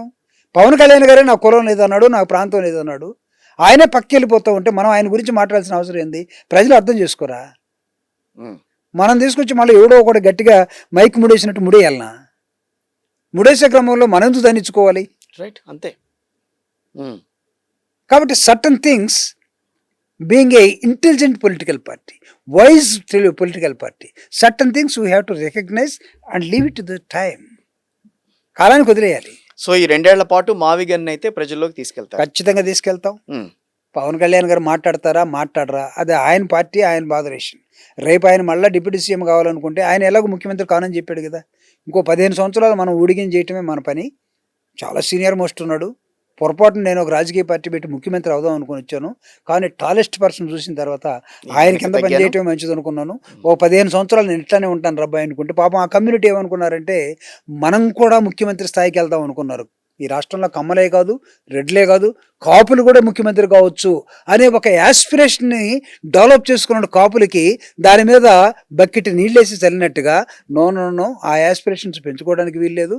కాపులు not eligible to the chief minister post, only eligibility for them is deputy chief minister and below అని ఆయనే చెప్పుకున్న తర్వాత మాకేంటండి అసలు? కానీ ఈ రోజున జూపూడి ప్రభాకర్ రావు గారు చెప్పగలరా కాపులు అనేవాళ్ళు రాబోయే రోజుల్లో, రాబోయే ఎన్నికల్లో వైఎస్ఆర్ కాంగ్రెస్ పార్టీని ఆదరిస్తారని? ఈ రోజు ఆదరించట్లేదని నేను ఆదరించినా ఆదరించకపోయినా it is the choice of Kapus in the state or for every community in the state. ఆ కమ్యూనిటీకో లేకపోతే ఆ కమ్యూనిటీలో ఉన్న మనుషులకో వాళ్ళకే వాళ్ళు ఆలోచించుకోవాల్సినటువంటి అంశం. కానీ మీకు మేము ఊతమిస్తాము, మీరు ముఖ్యమంత్రులు కండి, లేకపోతే మిమ్మల్ని తీసుకొచ్చి మేము చంకన పెట్టుకుంటాము, మీరు చంక ఎక్కి మమ్మల్ని తన్నండి అని ఏ కమ్యూనిటీని మేము చెప్పదలుచుకోలేదు. ఎస్, వాళ్ళకి అర్థం కదా. ప్రతి కమ్యూనిటీ ఎవరు మా కమ్యూనిటీకి చాయిస్ అనేది రాజశేఖర రెడ్డి గారిని ఎలా ఆదరించారు? ఎస్, అవును. జగన్మోహన్ రెడ్డి గారిని ఎలా ఆదరించారు? జగన్మోహన్ రెడ్డి గారు ఒకసారి కింద పడి ఉండొచ్చు, కానీ ఈరోజు ప్రజలు ఏం కోరుకుంటున్నారు? మేం పొరపాటు చేసామని ప్రజలు అనుకుంటున్నారు. చాలామంది ఈరోజు జగన్ తప్పు చేశాడు అంటే ఏం తప్పు అంటే సరిగా చెప్పుకోలేకపోయాడు. కానీ ప్రజలేమనుకుంటున్నారంటే జగన్ని ఎన్నుకోకుండా ఉండటం మేం చేసిన తప్పు అనుకుంటున్నారు వాళ్ళు. కాబట్టి ఆ ప్రజల దగ్గరికి మేము వెళ్తాం. కాపు సోదరులు కూడా ఈరోజు ముఖ్యమంత్రి కావాలన్నా వాళ్ళకి హక్కు లేకుండా ఎందుకు పోతుంది? ఉంటుంది. కానీ దాన్ని ఫుల్ఫిల్ చేసుకోవటం కోసం కొన్ని ఎత్తుగడలు కావాలి.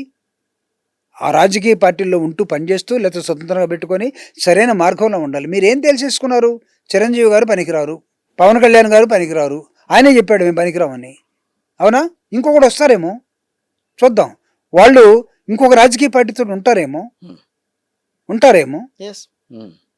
ఇప్పుడు అర్థమైంది. ఇంకో రాజకీయ పార్టీతో ఉండే అవకాశం ఉంటుందేమో. వాళ్ళలో థింకర్స్ ఉన్నారేమో, వైజ్ పీపుల్ ఉన్నారేమో, అట్లనే మిగతా కమ్యూనిటీస్లో ఉంటారేమో. మిగతా కమ్యూనిటీస్లో మనం ఎందుకు తక్కువ చేయాలి? ఆ విధంగా చూస్తే ఆంధ్రప్రదేశ్లో అత్యధికంగా జనాభా కలిగినటువంటి కమ్యూనిటీ ఏది ఉందంటే మాలా కమ్యూనిటీ. దాదాపు 70 లక్షల మంది ఓటర్స్ ఉన్నటువంటి community. Not the Kapus. Take statistics, I'm telling. వాళ్ళు వచ్చి ఇంకా ఒకళ్ళు మేమే ముఖ్యమంత్రి కావాలని అన్నారా? అలా ఏ రోజు ఇంకా ఆ కోరిక రాలేదు కాబట్టి నాట్ ఎలిజిబులా? కాదు కదా. కోరిక వచ్చింది కాబట్టి ఎలిజిబులా? చెప్పలేం కదా. నాకు ఎలిజిబిలిటీ లేదని మనమే చెప్పుకుంటున్న తర్వాత అది ఇప్పుడు మనం ఇంకా దాన్ని ఎవరు లేరా వాళ్ళు ఇంకా ఇవన్నీ కూడా ఆయా కమ్యూనిటీస్లో, ఆ సమాజంలో ఆ ప్రజలు చాలా స్పష్టంగా ఆలోచించగలరండి.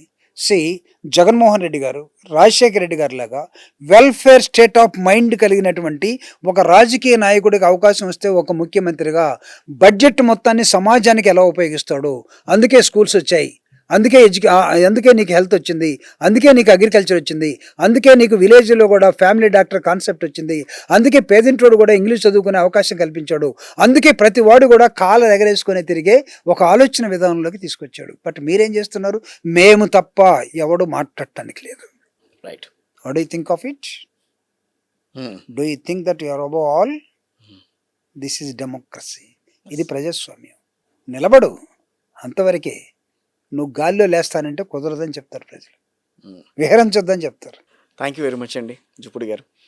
Thank you. సాక్షికి వచ్చి ఫస్ట్ టైం నేను అనుకోవటం అంటే ఇంత ఎలాబొరేట్గా మనం మాట్లాడుకోవటం అనేది కూడా కొంచెం సిద్ధాంతపరంగా ప్రజాస్వామ్యబద్ధంగా స్వేచ్ఛగా సో వస్తూ ఉండండి.